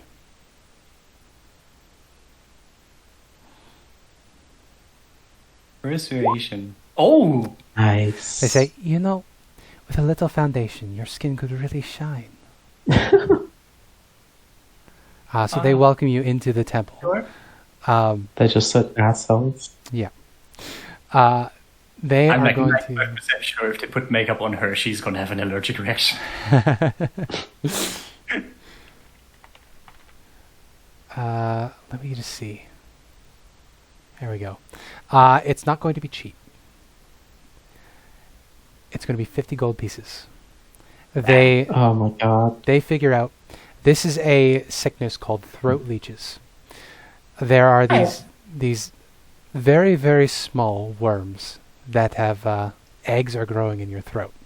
As they grow, they will make you sicker and sicker and sicker. And if you don't get better on your own, your throat will eventually close and you'll die. However, it is quite expensive. This is going to be a 2nd level spell to clear out the throat leeches with magic. Other than that, I don't think there's any natural remedies that they would be aware of. Generally, people know not to drink water in the jungle, which is they assume that you drank some jungle water, which is what caused this. I'm going to empty out my coin purse. And there's 49 gold. I have 44. 39 gold, and I'm very willing to spend all of it on this because I still feel indebted to the 2, Yeah. especially with Elspeth taking care of me. I will pay at least 35 of it. Okay. Like, I'll do... Hope will be very much not wanting these 2 to spend all of their money on him because it was his stupidity that got him in this situation. I'll do the last 15, and if Lucia tries to put any money forward, I'll push it away. Okay. With that, Hope, the priest of Soon, casts her spell on you, and you feel this very unsettling popping sensation all around your soul and throat, and then immediately the redness and swelling starts to go down. They put a lot of you through a quick spa treatment, whatever an hour of spa treatment is, and Amazing. you can join up with your fellows outside of Golden Throne. looking much cleaner and fancier, right around 9 o'clock. Hope, just like after they step out of there, is like, oh, it's always exhausting dealing with nobles. And then it keeps going. It was quite nice apart from the attitude. I told you they're not very nice. Yeah, no. Well, so much for freeing that Allosaur. On my diamond. Mm-hmm. All right. And my diamond. Oh, sorry. Yeah, sorry about that. I So apologize. Sorry, Spencer. it's okay. The three of you arrive at Golden Throne. I will turn out to Olaf and Levi. What were the two of you up to in this 2 hours? What kept you too busy? I don't know, gambling? I'm not sure there's much to do. Just get, like, cleaned and ready to go over. You could speak to our... well, yeah. Oh, You can find Kahlua, if you want.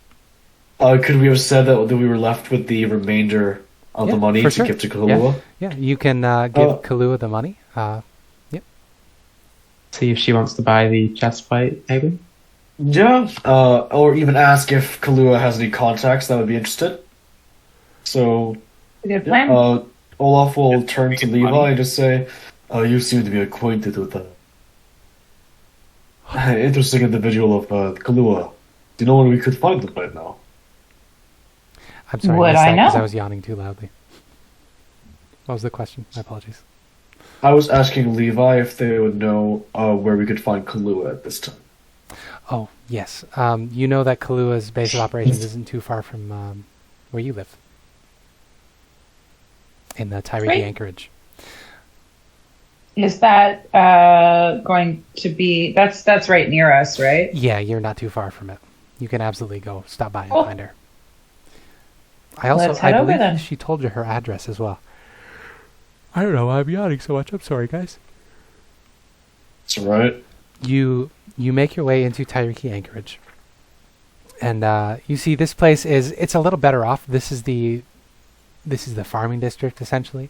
The field ward, if you would. It's a little better off than the other Mallar's Throat or the Old City. You find your way to the dinosaur pens. You find your way to the bunkhouse where Levi has been staying, and you go across the street to a different bunkhouse, which is where Kahlua lives. And you find her. She's hanging out, reading a book. As you enter, she says, "Oh, hello. How did it work out? Did you find him?" Yes. Yes. Very good. Sort Toss her the of gold. gesturing to Levi, yeah. She catches it and says, "Oh, wow. I'll be damned." She cracks it open. That looks like all of it. Kahlua, you should know better than to doubt me. Oh, it's not you, I doubt. Talbot's a slippery bastard. He's got Yeah. hidden wealth drops all throughout the city. He tried to tell you he was broke. Always. Yep. He's tried that on me.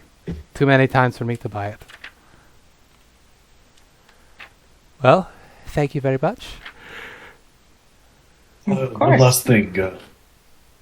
Would you happen to know a buyer for rare armor? Well, let me see this armor. And she will look it over. I'm going to give her an Arcana check. I'll just use the pre-stat block.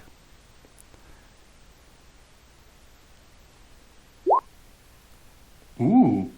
Oh, yeah. She says, I know exactly who would buy this armor.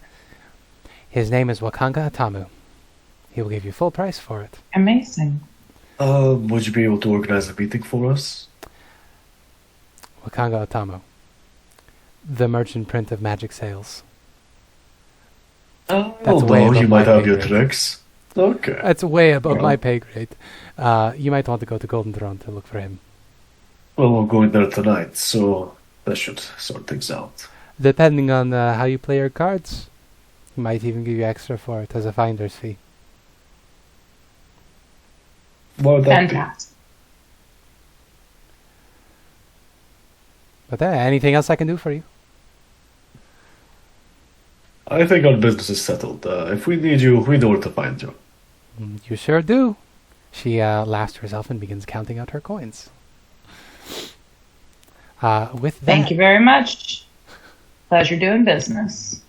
Always, Levi, always. So, Yeah. that is the situation you guys just were in. You reach Golden Throne right before your fellows. You see that they are gussied up and beautified to the max. Do you want to describe how you've been beautified? Beautified. I'm not sure. I think it's just. I don't think they could do much for the two of them because they are pretty pretty. I think maybe it's just some like mascara, eyeshadow. We have like non-lead versions of that in the Forgotten Realm. Yeah, for sure. My scraggly beard has most certainly been trimmed, so it actually looks nice. Yeah, it's been combed and gelled so that it's a perfectly beautiful and symmetrical. I've probably got some like I had a bunch of like little pieces of jewelry in my bags, and I've got that Tiefling thing where they like tip the horns with like a little cap. Oh yeah, a little I've got silver that. cap. Yep. Yeah. Yep. And probably a couple more of my earrings have been actually attached to my ears, so very, very pretty. Sure. Our clothing, all of our clothing has probably been cleaned. Yeah. At least a little bit. That's probably the big difference is the smell is much better than it was. Yeah. There's got some perfume. there's the ambergris is it's subtle. Well, it's ambergris, so it's not subtle, but they definitely smell better. I just like to think that we're just me and Levi just stood there just looking like two absolute schmucks. Like, what the fuck? Why are you dressed so fancy? Yeah. I thought this was a chill moment. Yeah, Cleaned Elspeth's up. got like a full We're on. cleaned up. We're not like silver cap in our horns. Lucia I'm looks like she going has to color a in her fancy face. dinner. Yeah, I feel like they would have just given me like a full-on makeup, like Yeah. super fancy one. So Yeah. she doesn't look super sleep deprived. Her Yeah, skin looks very clean. Yeah. Like Lucia doesn't look transparent anymore. Has a little bit of blush on the cheeks, Yep. like a pretty young lady Yeah. or child. Probably So- like a child that's getting makeup for the first time for their parents' wedding or something. Oh yeah, for sure. So you find yourself falling into line to this procession that is headed up towards Golden Throne. As I described, there are murals painted into the plaster that is on the lower floors, depicting these nine creatures that are unique to Chult on these walls. Lucia made a message, and I can't read it because it cuts off the first message. Damn it! And then Roll 20. Do you wouldn't happen to have Tamper Monkey, would you, Spencer? Have a what? The scripts manager, Tamper Monkey? I don't. Because I turned mine off and it fixed that, so. I have all my ad blockers on. That might be it. I can send you what I wrote. And what I wrote to Elspeth in regards to this as well. Oh. You didn't even notice. Wait, Spencer did. Sorry. Or I can just go like this. There we go. Now I can read it. Hey! Ah, I see. Thank you. Yeah, Roll20 has been a bit bad with chat. There we go. I tried something and it fucked up. Yeah. Lucia, give me a dexterity sleight of hand check, and we'll contest it already with Elspeth's passive. It was a 7. So Elspeth noticed. Very yeah, I'm just gonna give it back. Would you like to roll a stealth check as well to try to slip it back in Lucia's bag? Yeah, I'll give it a go. Yeah, go for it. Stealth or sleight of hand? Sleight of hand. You drop it. We just both suck at it. Right in the middle of the crowd, there's a clink as a little sack of coins hits the ground between the two of you. Exactly the thing. Was it in this server that was posted? The Marshall drop Skittles? Yep. It's just that. like Lucia did and was hoping that Elspeth didn't notice, and then Yeah. Elspeth does the same. And I feel like they just have this awkward exchange of glances. Yeah, they just look at each other. We should Yeah. keep it. There's an unattended bag of coins on the ground. I'll just keep it. I don't want anyone stealing 10 gold. So that. Okay. You tuck it away. Thank God. That problem is solved. You continue up on your way to Golden Throne. I would say that when we meet up, we'd say something along the lines of, Kahlua let us know that the particular merchant prince that would be the person able to purchase this is likely to be at this event tonight. So, Hope, you're quite good at talking from what I can gather. Perhaps you and I, at some point this evening, can attempt to meet up with him and sell the breastplate. Certainly. Amazing. Together. For sure. You make your way up the procession. There's quite a few people. It's not a ton of people. Yeah. Do I still have exhaustion? Yes. Oh no, Okay. the lesser restoration would have cured it. They went away. Ooh. Yeah. Wonderful. Yeah, we'll just go with it. I don't want to look it up. You continue on your way with the procession. You reach the top of Golden Throne and you enter, and there's a crowd, a decent crowd in here. There is some boisterous music already playing. There's a pair of tabaxi. One of them is on the lute, the other one is on the drums, and they are singing a silly little song about a thane far away and his quest to have his hall restored to him. You move on. There's a large feast that's been laid out, and you see large groups of people. At the very end of this long hall that you find yourselves in, actually, I have a map for this. I don't need to describe it. Theater of the mind.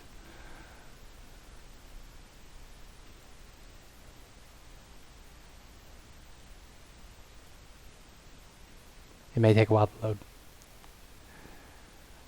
So you enter into this area here on the lower level.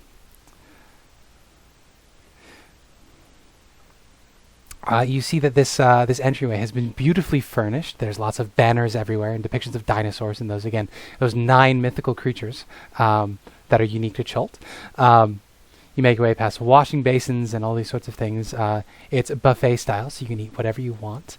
You see sitting on a throne towards this end of the room, there is a pretty fat man who you would guess to be Ifin Talroa. His livery certainly seems to imply that. Despite the heat, he's got a fur cloak sort of draped over his shoulders, and he's wearing a sash of bright bird feathers. Animal prints all over him. He's got his wife at his side, and there's 2 bodyguards standing behind him. Up at the table where he is, there are a couple other figures. There's another really rich-looking woman, and a young man beside her that seems particularly rough and tumble. But yeah, there's a lot of people here. Instead of describing all of them, let me ask you, what do you guys do in a party?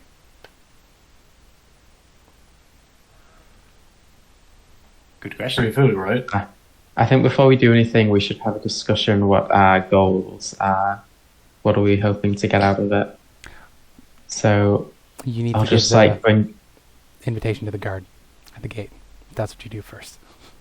Yes. But I'll just say, hey, what do we want to get out of this guy? It's obviously very powerful. You could maybe sponsor an expedition if we bring him back. I don't know. An animal head or something? I think he trades more in living things. Yeah, probably.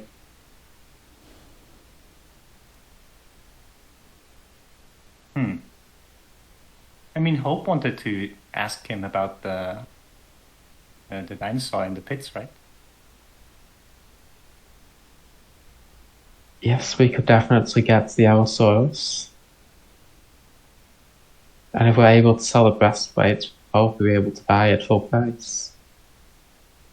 But I feel like we could get more. Look at this place. Yeah, but he's not the one that does the magic item trading. Like, one thing I've been told is that all the different aspects of trading are very, very, very much divided between the merchant princes, and if one of them does trading that belongs to someone else, then there's a lot of uproar about it, apparently. Yes. Do we think we could get some sort of sponsorship deal? I think we might be able to. What would motivate a man like this to sponsor a bunch of random assholes? He gets first pick at whatever we find. Oh, what's to say that if we find anything good, we don't exactly have a reputation? Well, there's risk involved in every business deal. I'm sure he knows that. I mean, worst case, he says no and throws us out, and then nothing gained, nothing lost, right? Exactly. We may as well put the offer out. It's certainly an idea. I mean, you two even managed to get into the Temple of Soon, so I think you can pull it off. I'm going to give it a try. And I'll try. if Nothing you find ventured, nothing gained. Yes. It said. Mm-hmm. If you find that magic item guy, see if you can get about 500, 600 for the breastplate. We'll see. That sounds like a good Potentially amount. be more. So Anything above, I know like the breastplate goes like 400 gold, right? Anything above that would be good, as high as possible though. Okay. Okay. So you're splitting up. Am I hearing that correctly? Yeah. We're just trying to divide and conquer, yeah. Okay. Yeah. So Hope and Elspeth, you're headed up to talk to Ifin Telroa, the Beastmaster. Yep. And everyone else is going to look for any signs of Wakanga. I had spoken to Hope about helping with trying to sell the breastplate. Okay. I mean, if that's not what we want to do, that's fine. Just figure Hope seems to have the best tongue of the group, as it were. Wakanga is the one you need to find to sell to, because Ifin can't buy it because it's not his monopoly. Unless he wants it. Absolutely. If we want to split up that way, Levi and I could look for Wakanga. For sure. While the rest of you do the adventuring things. Looking That for a sounds good. sponsor. Yes. Yeah, you absolutely can do that. So who do we want to go first? Do we want to do the sale or the? I'd like to do the sale first. The sale first? Okay. So as Elspeth and whoever's going with Elspeth peels off to go wait in line to talk to Ifin Telroa, the rest of you guys begin looking through the crowd. I would like to get some perception checks from everybody to see what you get out of the crowd. That's the wrong one. Well, that's a 3. I'm not at disadvantage anymore, but that's still a 3. Yeah. 18 from Levi. 7. Ah, yes. Yeah. So Levi, you pick it out. It doesn't particularly help you at the moment. But you hear a noble who is looking way too white for this crowd, who is talking with a very drunk fellow in a very fancy outfit.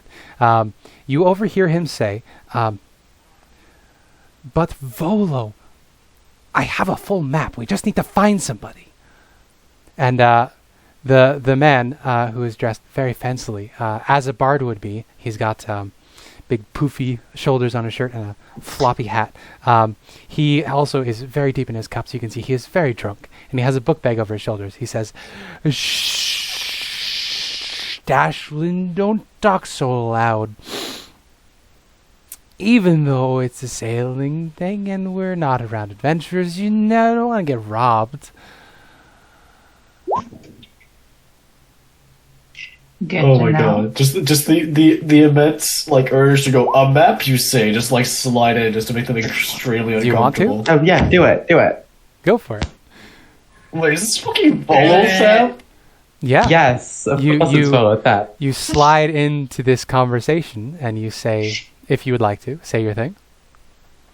So what did he exactly say? That he has a map and he's Yeah. looking for... So Levi's What actually the one exactly? that heard it, so I'll let Levi Yeah, make a true, decision yeah, on it's one up to way or Levi, another. yeah. Levi, you heard him. He was talking in hushed tones, but you rolled an 18, so you definitely heard him. He said, "But Volo, it's a full map. I don't understand. We could just find somebody to do it for us." And then Volo just very loudly said, "Don't tell anybody if you have a full map. We're trying to keep it a secret."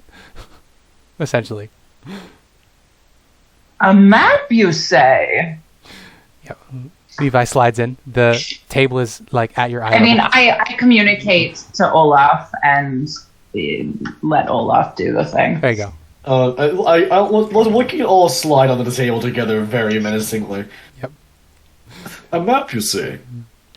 You see, the noble looks at you with worry on his face, and the bard-looking fellow looks at you and says, "Oh shit, we've been made, Dashlin."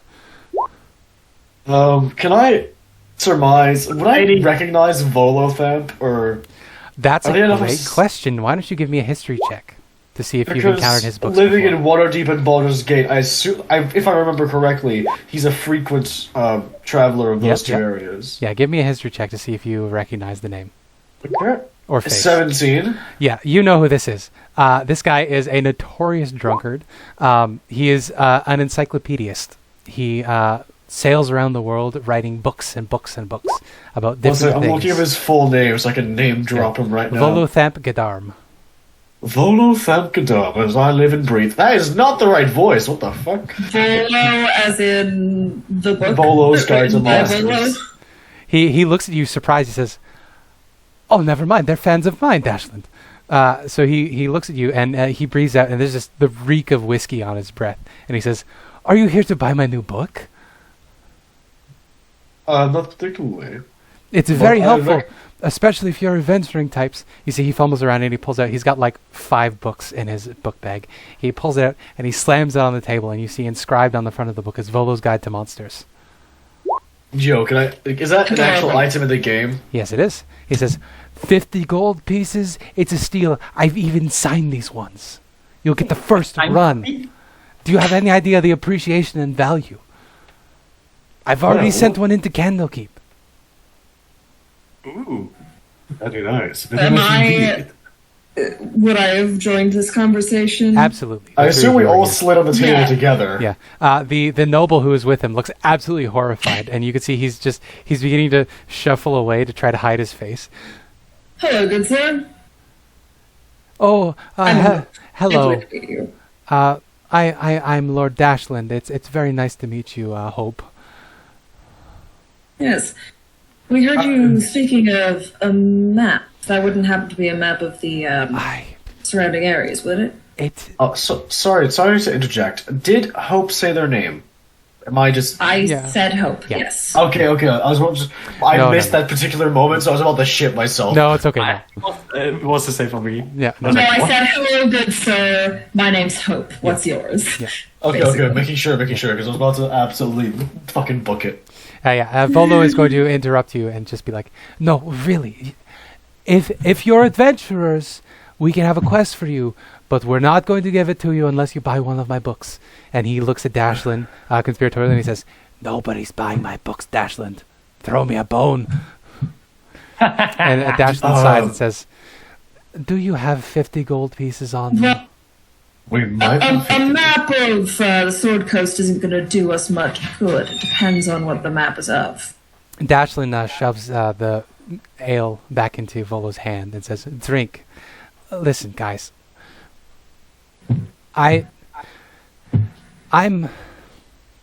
an agent of the Lord's Alliance." You see, he pulls out a little token. It's got a picture of 3 cities on it. You would instantly recognize this is the coalition between Waterdeep, Neverwinter, and Baldur's Gate. So he's like, he's a noble of the government from back home, the union between these 2 trade cities.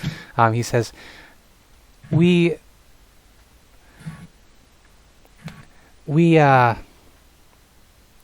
a shipment. Sorry, I'm reading real quick.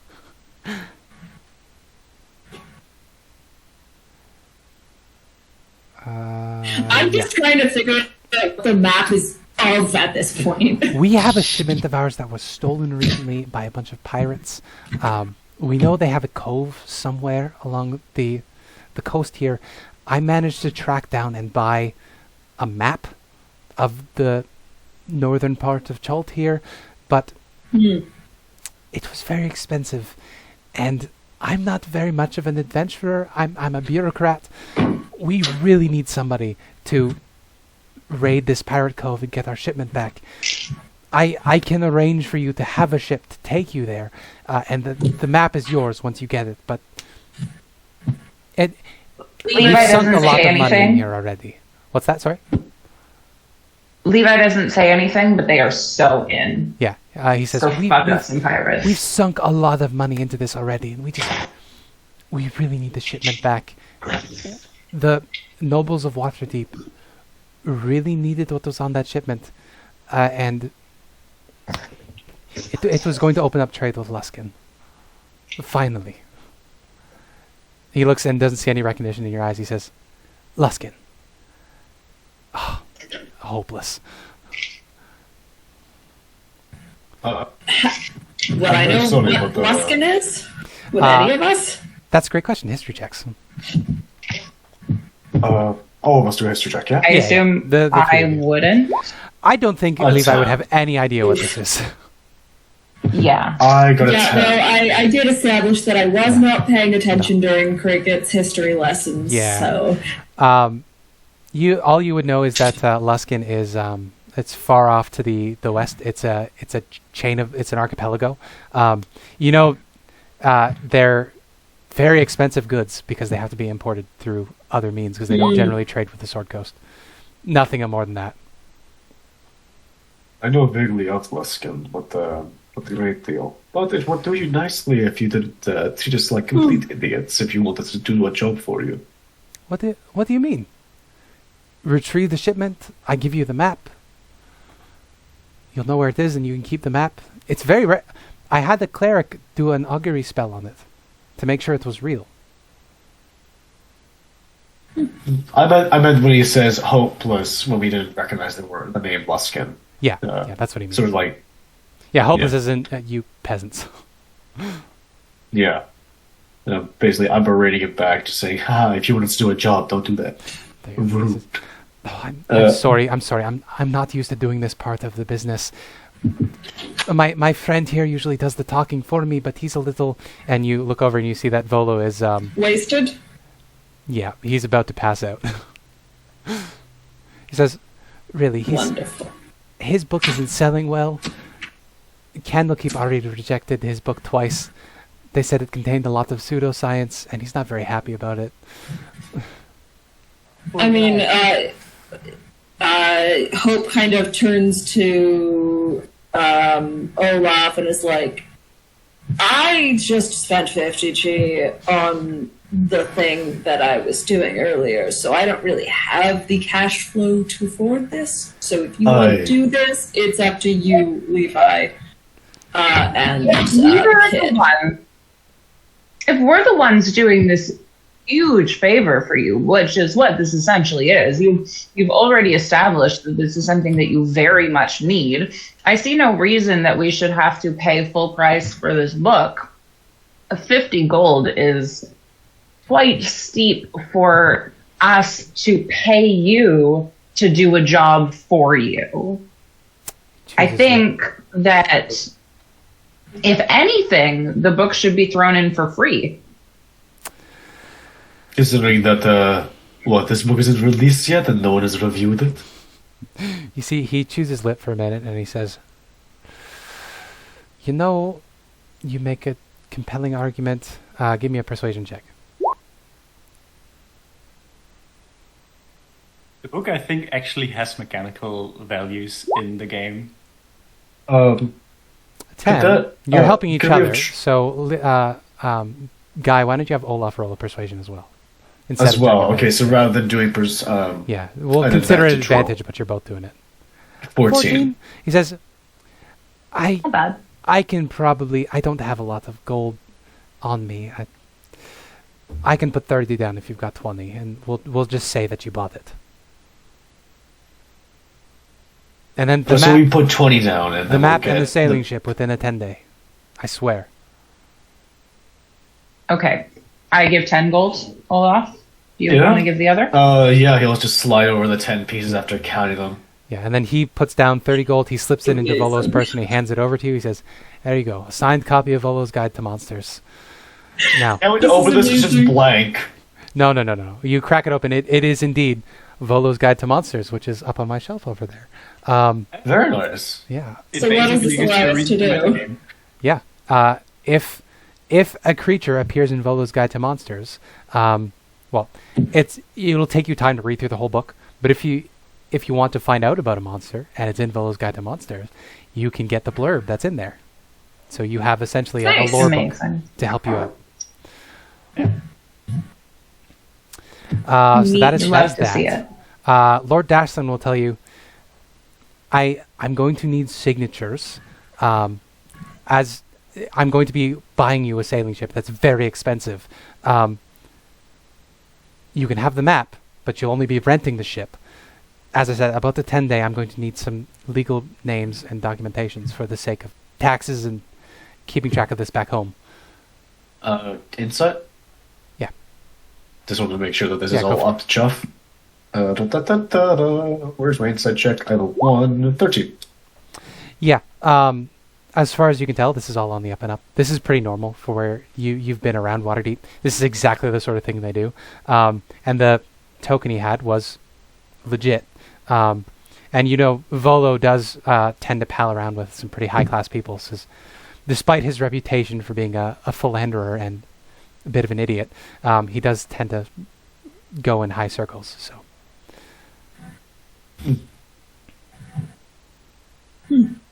Well, seems we have a job.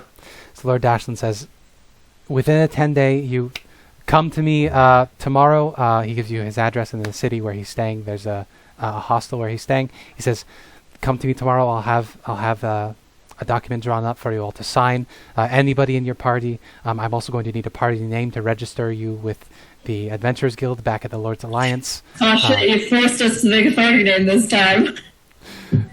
And as I said, your reward is the map and the use of the ship while you're here on the Sword Coast. Or on Chult. Okay, so we have a ship now. Well, we will have a ship, sorry. Yeah, within a 10-day. Convenient. So we'll roll for that later to see how fast he is. Okay. While that's all going on... Sorry, one last question. How long do Elspeth and I think that our mom has? Based on how long it's been... We never established what level she was in her adventure. It's been 20 days, so she's 20 hit points down. Right. She would have probably been around 10th level. So, because she'd be about the level of your old PCs. She did manage to go to the... Avernus, yeah. So... Avernus and back, so... What is part of that? 10d10 plus... She probably had a modifier of +3, so 10d10 plus 30. God, I can't do math on the fly. 8d10. I've got my calculator. 10d10, well, the average is 5.5, so 55, so 80 something. 83. Yeah. So, you've got about 60 days. You got about a month. All right. Or, sorry, 2 months. 2 months before your mom is gone. If your mom was in Descent into Avernus, there's a good chance that she met my mom. She wasn't in Descent. She wasn't in that adventure. She's just been to Avernus. Yeah. Oh, okay. You're not supposed to know that in character. You don't know that. You know that now. I mean, yeah, I don't know that. Okay, so you've got about 60 days, roughly, based on the progression of the disease. So, back up at the table. unless anybody had anything else to do with the ship. I think we're good. We just all provide our names and so on. Okay. And I don't think these people would know about selling a piece of armor. I mean, you can certainly ask them. They don't know. Volo is passed out. We need to find our buddy. And Lord Dashlin has specifically been having troubles because he doesn't know anybody in town. The only reason he's here is because he's rich. So, as for Elspeth and Lucia, you were headed up to talk to Ifentel Roa. Yep. For this evening, I'm actually with Hope. Oh. Holding their hand, so. Okay, just so me? Elspeth alone.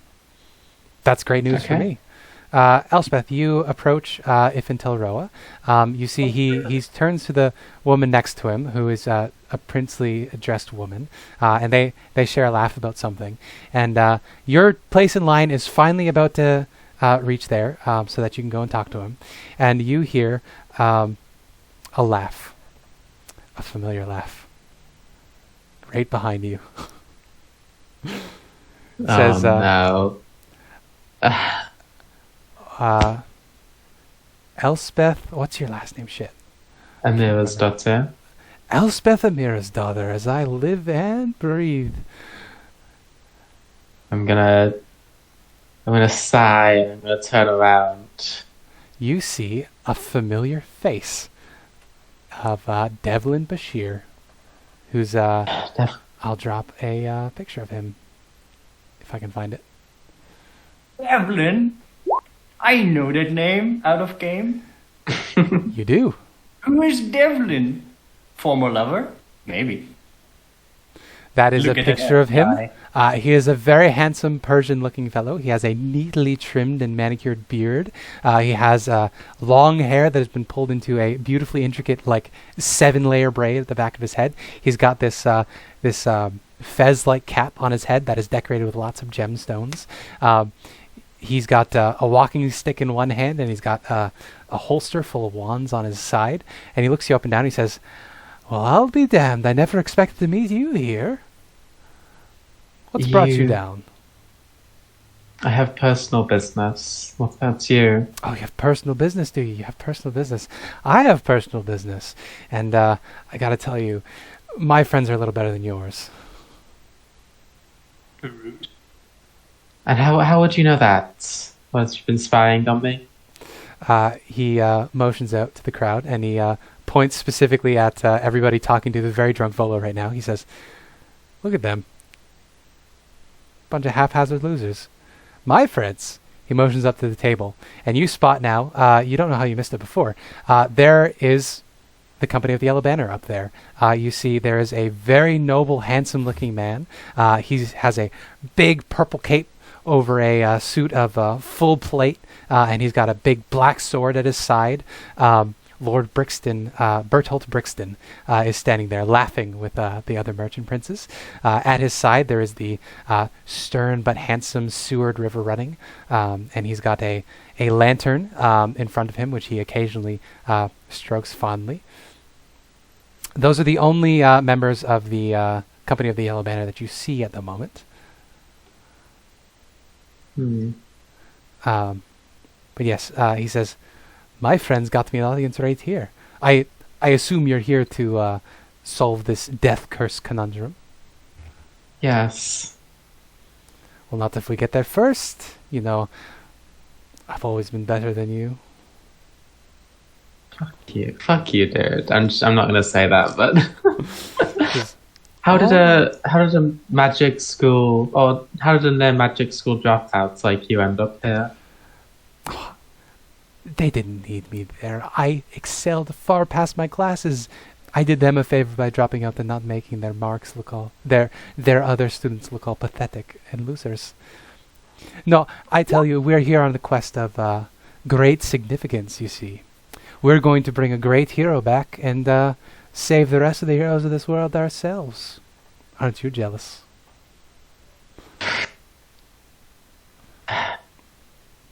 It's more like pity. Oh, How, don't pity me, you know little that Ellie no one... Fumblefingers. What did he say? He says, "Don't pity me, little Ellie Fumblefingers." I don't think Elspeth is smart enough to know what that means. What does that mean? Fumble fingers. It's, poor dexterity.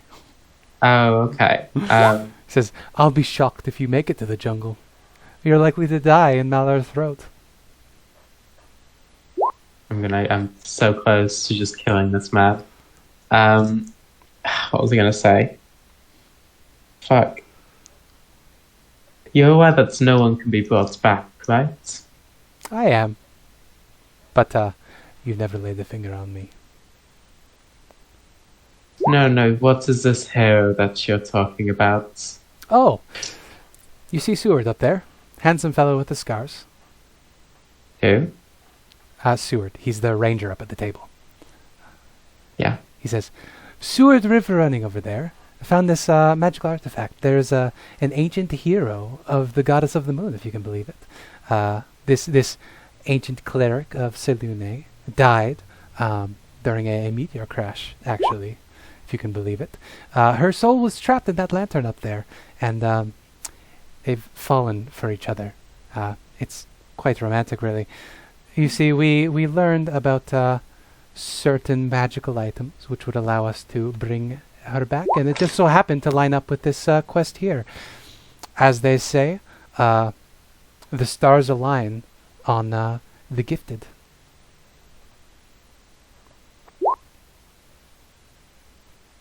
Think your heart shed, don't you? To those that have much, much will be given. He smirks. I still don't know how you intend on bringing someone back from the dead when literally everyone else who's tried has failed. You can't be that arrogant. I would like you... are you going to try to get him to monologue and give away his secrets? Yes. Would you like to give me a deception check to see if you can fool him into talking? Yeah. 19. 19, yeah. You ask him the question, and you know exactly what needles buttons to push. You hit on those childhood memories where the few times you did get one up on him, and he just starts blathering on and on and on. He says, "There's this item called the Eye of Zeltek that I've heard about. We heard about in ancient lore. We actually visited Candlekeep itself. We had to dodge past what's the dragon in Candlekeep? I don't know that part. I haven't read that much. Clapjaws, I think is what it's called. The ghost of the dragon in Candlekeep. We had to dodge right past her. She didn't want us down there looking in the forbidden section, but we found that the Eye of Zeltek, it's this gem that allows you to resurrect someone without restrictions. Not only can you resurrect them, you can change their fate. I think that's what the Eye of Zeltek did. Let me double check that. I might be fucking this up. I mean, maybe he read up on the wrong item. Where is... There we go. Eye of Zeltek. Actually, I can just Control F.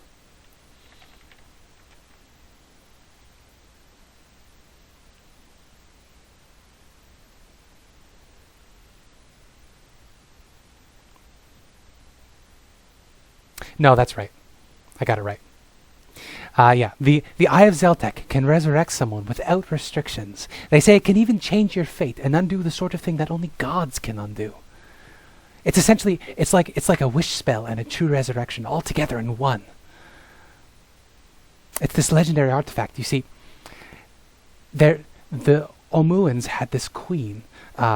She was a terrible queen who was vindictive, but in her crown she kept this gem, just waiting for the recharge time to finish, so she could resurrect somebody she killed that she very much regretted killing. We're going to go out into the jungle. We're going to find her. We're going to find the Eye of Zeltek. We're going to bring the Starfallen back, and we are going to be hot shit, and we are going to end the death curse. And there's nothing you can do to stop us. So you don't have the eye? Not yet. And that means it's up for me to grab first. Well, you can certainly try. Let's see. Do you want to do a duel? We'll see how much you've grown. Right now? Sure, why not? I'm a bit spent right now. Oh, that's what you always say with the lily fumble fingers. You want to fuck me so hard it makes you look stupid. Not This if you asshole. don't. Not if you don't blow a fuse first. If you'll excuse me, I have an audience with the Beastmaster. Oh, But thank you for telling me everything that you're doing in Chult. insight check.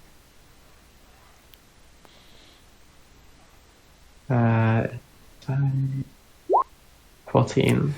You see his face falls a little bit, and he just realizes what he did, but he tries to cover it up real fast. He says, "We were going to tell you anyway, you know. Of It's not course. secret. We're internationally known heroes anyway." Well, why don't you go meet my friends and see if they know about you? He rolls his eyes and he says, "Well, I could just go back and talk to my friends." You see he goes back up to the table, and you see the company of the Yellow Banner is talking with what is very clearly a merchant prince, but he is bedecked in magical finery and library. Given context clues, you'd guess Wakanga Atamu Yep. is their friend in the city. Shit. And you see, as soon as you... Do you think that this asshole is the one who told Wakanda about Elspeth? I think he is. As soon as you The frame. recognize who this is, you see he glances at you and gives you his winning smile.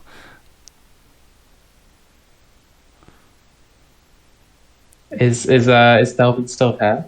Devlin Devlin went still back up there? to the table Went up. with the princes. Okay. Yeah, Um, I know it's him. Okay.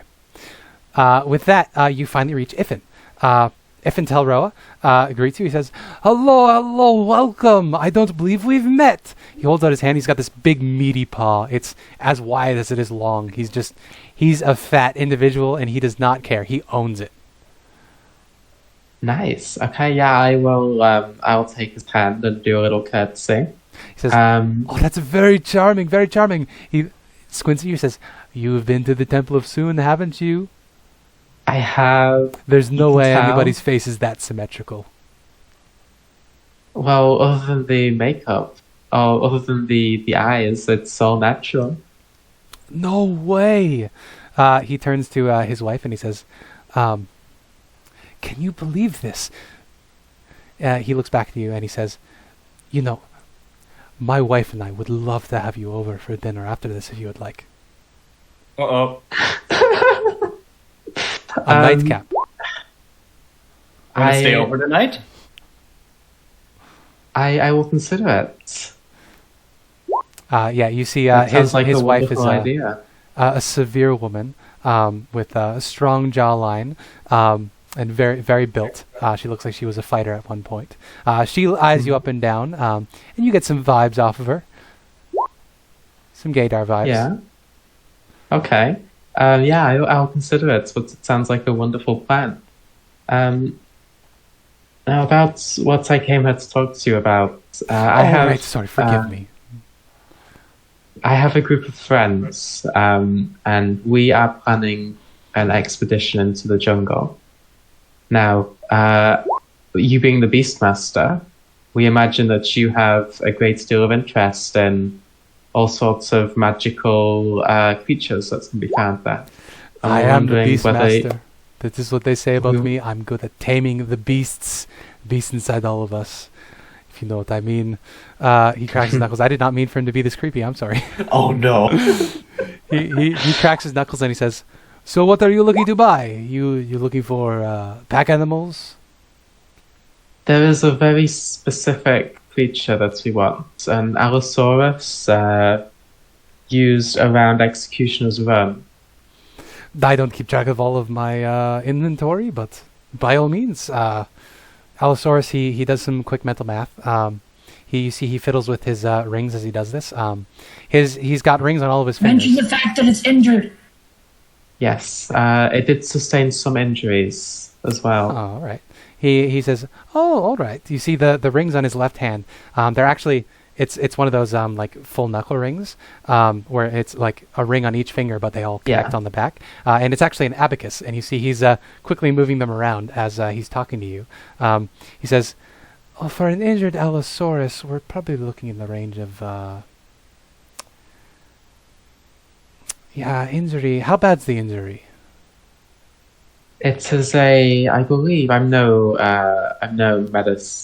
herbalist or anything. I believe it is a slashed tendon on its ankle. He says, "Oh, that's a rough one. Probably going to put it down, actually." He says, Sorry. Tell you what. 150 gold. I'll let you have it. No more questions asked.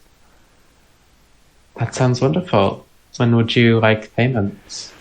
Oh, preferably before it's shot. Yes. It's like we were told that it was going to be healed, and they weren't going to shoot it immediately, at least. All right. Well, I can certainly get you in contact with my bookie, and he snaps his fingers, and as someone comes over, we can exchange that between games. That information is exchanged, basically. Yeah. And yeah, like I said, we are traveling into the jungle. Is there anything of interest to you in the jungle that we might be able to acquire? Me. You know, I have lots of wonderful, wonderful beasts and animals. The trade of beasts here in Port Nyanzaru, that's all me. But you know, the one thing I have never been able to get my hands on. What are they called? I think it's called a Sioux monster. Oh. He says, Those? the one creature Yeah. I've never been able to get my hands on. Yeah, he says, there's a Sioux monster.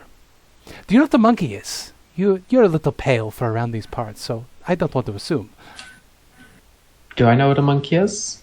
Good question. Does you want to roll a nature check? Yeah.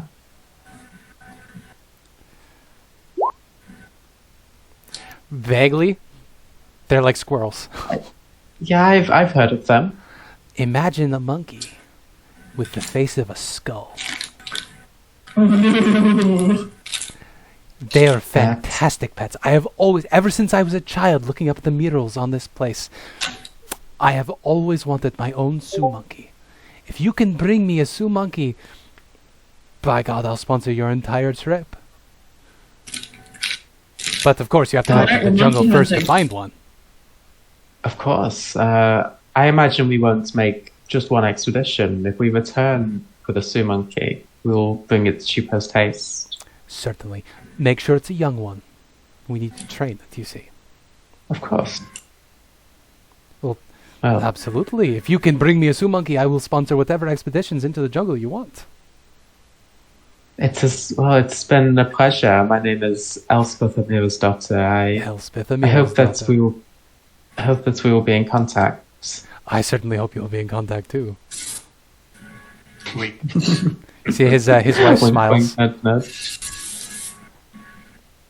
she leans over to him and whispers in his ear, "That's a good choice, Evan. Don't lay it on too thickly." They want to. How old is his wife? And he looks like he's in his 50s. She looks like she's in her early 30s. There's a substantial difference between the two of them. You would also see, based on the scars on her body, she is very clearly a fighter of some sort. Yeah. Do find me later if you want anything else. She smiles politely and she says, "I only play with my husband, dear." She was giving me all these signals. She says, "You're more than welcome to join us, but it has to be us." I'm considering it. You only get all package. You can't just go to the store and order a combo meal and say you don't want the fries. We don't necessarily need to talk about that in game, but the offer has been presented. Yes. So you shuffle your way away from the table. So we're approaching if the. hears about this, he's just gonna slowly shake his head. My sister. Yeah, we're approaching the end of the end of this session here. Do you guys want to meet back up? Find your way around here. Yeah. So on the side, we were talking about. We noticed what was happening. Yep. And Lucia wanted to know if I knew the jerk that Ellie was talking to. Oh, absolutely. You recognize that is Devlin Bashir. Would you just talk about this openly? Because I can give some details that wouldn't be too incriminating if you would share with the group. Incriminating, you say? Not incriminating. Why would there be knowledge about them that could be incriminating that you wouldn't want to share? I just mean like stuff that Hope would theoretically share. I just want to know how open you want to be with everybody. I think if we've stepped away from Volo and his buddy, then I think Hope... Lucia knows Celestial, right? Yes. So Hope would like quietly slip into... Lucia's the one who asked. I was talking to her. We're doing like the older brother, younger sister thing of holding hands and, walking around. Yeah. And so, like, he kind of leans down to her and explains what he knows about this vessel. Yeah. So Devlin, you would share, is something of Elspeth's arrival. You see, they both were in the same academy together when they were children. Elspeth was skilled enough naturally with magic that she got sent to the school. However, because, her magic... got homeschooled.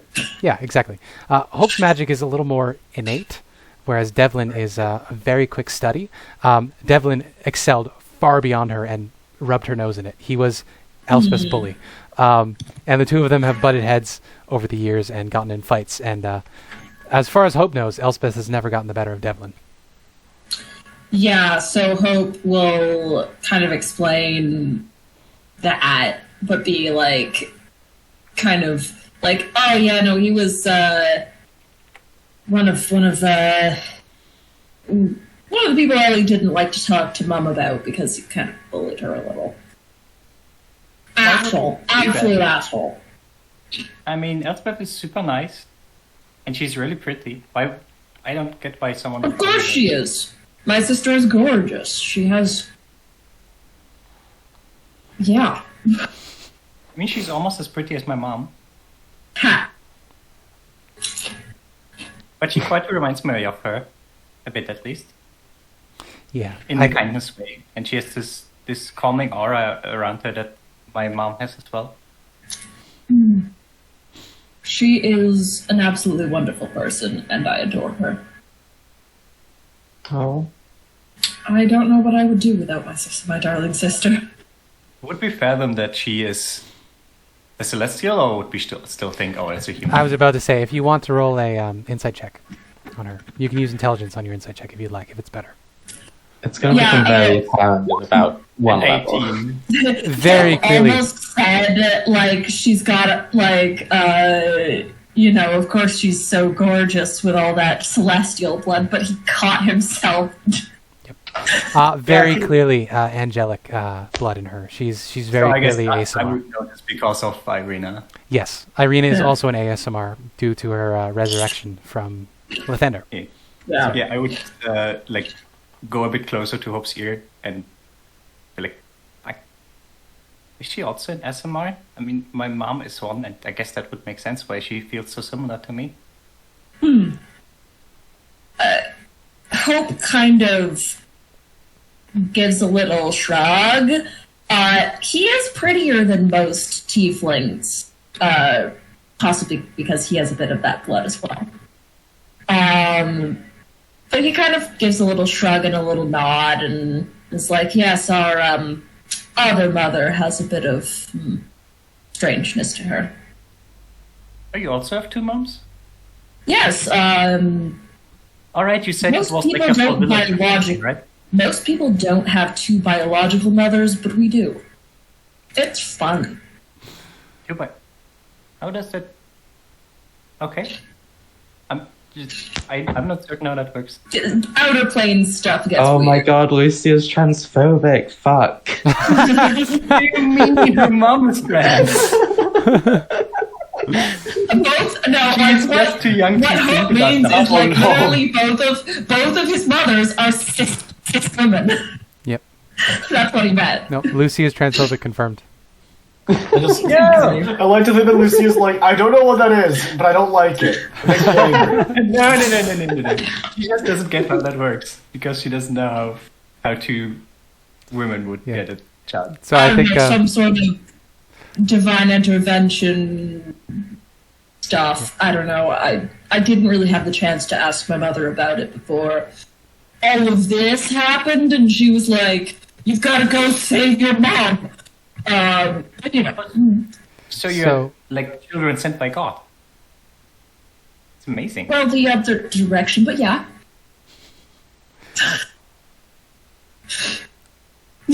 Are you guys talking in Celestial for all of this? Yeah, we were talking in Celestial. Yeah. For this So how are entire Levi and conversation. Olaf reacting to them singing hymns at each other in a language you don't understand? I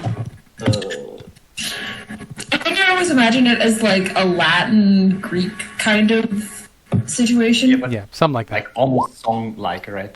Yeah. I As soon as feel it sounds like kind of. Go ahead. Oh no, I just was to make a joke that it sounds like Al. It's a really dumb joke, but yeah. Yeah. I mean, basically. Anyways, you're saying Levi? Oh, I feel like I just kind of like cross my arms and like look over at Olaf and be like, well, I guess it's the two of us and the three of them. It's the two. Want to go smash some stuff later? What? Like, If Hope like notices this, Well, you guys are having a conversation. No. This is while your conversation Yeah. is going on.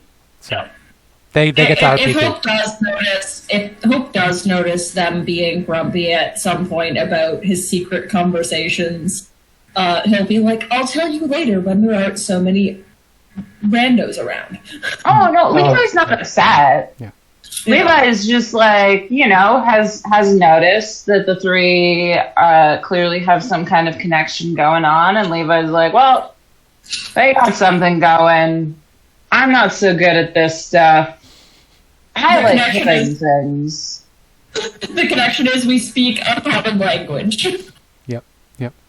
So I mean, do you happen to speak Giant or Dwarvish? Nope. I mean, we No can give mesh. a taste of the roots. Maybe you can teach me. I've been trying to learn a few languages. Just sort of seeing if maybe they can have their own private conversation that that the others can't understand. yeah. That would be funny if you picked Giant. Steve's I also speak Giant. Motherfucker. I don't know. I assume like the people like from sort of the Norse-ish side of the Forgotten Realms would speak Giant. I don't know why Yeah, that makes that sense. was to me, my but it does. justification for Giant. Okay, like Jotnar and so on. Yeah. I So, mean, I yeah. got Celestial because of my sister, and Primordial because I thought it was cool. We're gonna let Quick, Hana and Guy have the last bit of roleplay here before the end of the session. So Yeah. Go for it. Yeah. quick question. Was it obvious that the merchant prince would know that we're connected to Elspeth? which merchant prince? The Wakanda or whatever his name is, the magical items guy. Right. You don't know. All you know is that somebody of Elspeth's description has been stealing from Wakanga. But as for the Yes. rest of you, no idea. You do remember that the dock man, Zindar, specifically singled out Elspeth and didn't seem to care too much about Hope. So it would stand to reason that the rest of you are fine. Okay. So that is an answer to that. I was considering going to the scrap heap to see if I can scrounge some metal to make some more ingots, but with that creature from before, while he's saying this, he's going to be flipping through the newly acquired Volo's Guide to Monsters to see if he can find the Otyug. Just sort of, Yeah. I'm assuming there'll be like illustrations in there as well. Yeah, absolutely. Give me an intelligence skill check. Okay. Just a straight Roll a intelligence, d20 right? and give me your intelligence bonus. Sorry, straight intelligence as opposed to gay intelligence. Yes. Give me your straightest intelligence. 1 second. I think it's like a fucking. Oh no, I have a 16 intelligence. Yeah. So with 16. Did I? Okay, yeah, I was going to say, it's the exact same as my score, so did I just display the stat? No, I actually rolled 16. No, Okay. yeah. And your modifier is plus 3 3. 16, right? Damn, you're a smart cookie. So with a 19, you actually learn quite a bit. Oh, no, that's it's a 16 overall. Oh, a 16 overall, right. Yeah. So yeah, you'd basically get all the important bits out of there. You would find it and you would read it. You know that they are telepathic. They have very good vision on them. That's the bit of lore that you pick up about them. They eat things. They're essentially aberrant garbage disposals. Yep. Oh god, that's long. Yep, they're I believe extremely it's- dangerous, and you're very lucky to have gotten out of their lives. Why? Okay, I'm reading this, and now I'm realizing, why the fuck is there an Otiak in the city walls? It's not. It's outside the city. Oh, well, sorry. Within some span of civilization. Some span of civilization. Levi, you would actually know the answer to this. Or at least you would think you know the answer to this. That sinkhole never rises, no matter how much they throw in it. There are theories about why. Some people think that it opens up into some extra plane below the garbage heap. And considering there are aberrations that are seen down there, that stands to reason. Trash goblins. Yum, The yum. trash dimension. Eat all the garbage. It's possible. I remember that there was some reason in there, but I don't remember what it was. But I think it was actually trash goblins. Something I along those think lines. to finish this off, because we are at 4, I'm going to have Levi give me a perception check.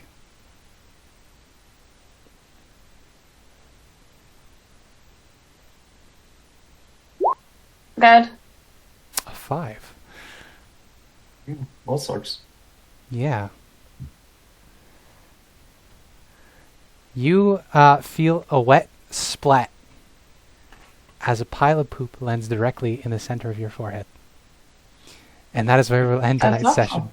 As a bird Gross. flying through here. You look up to see where it came from, and you see that the top of Golden Throne, just so many parrots living at the top here. It seems that Ugh.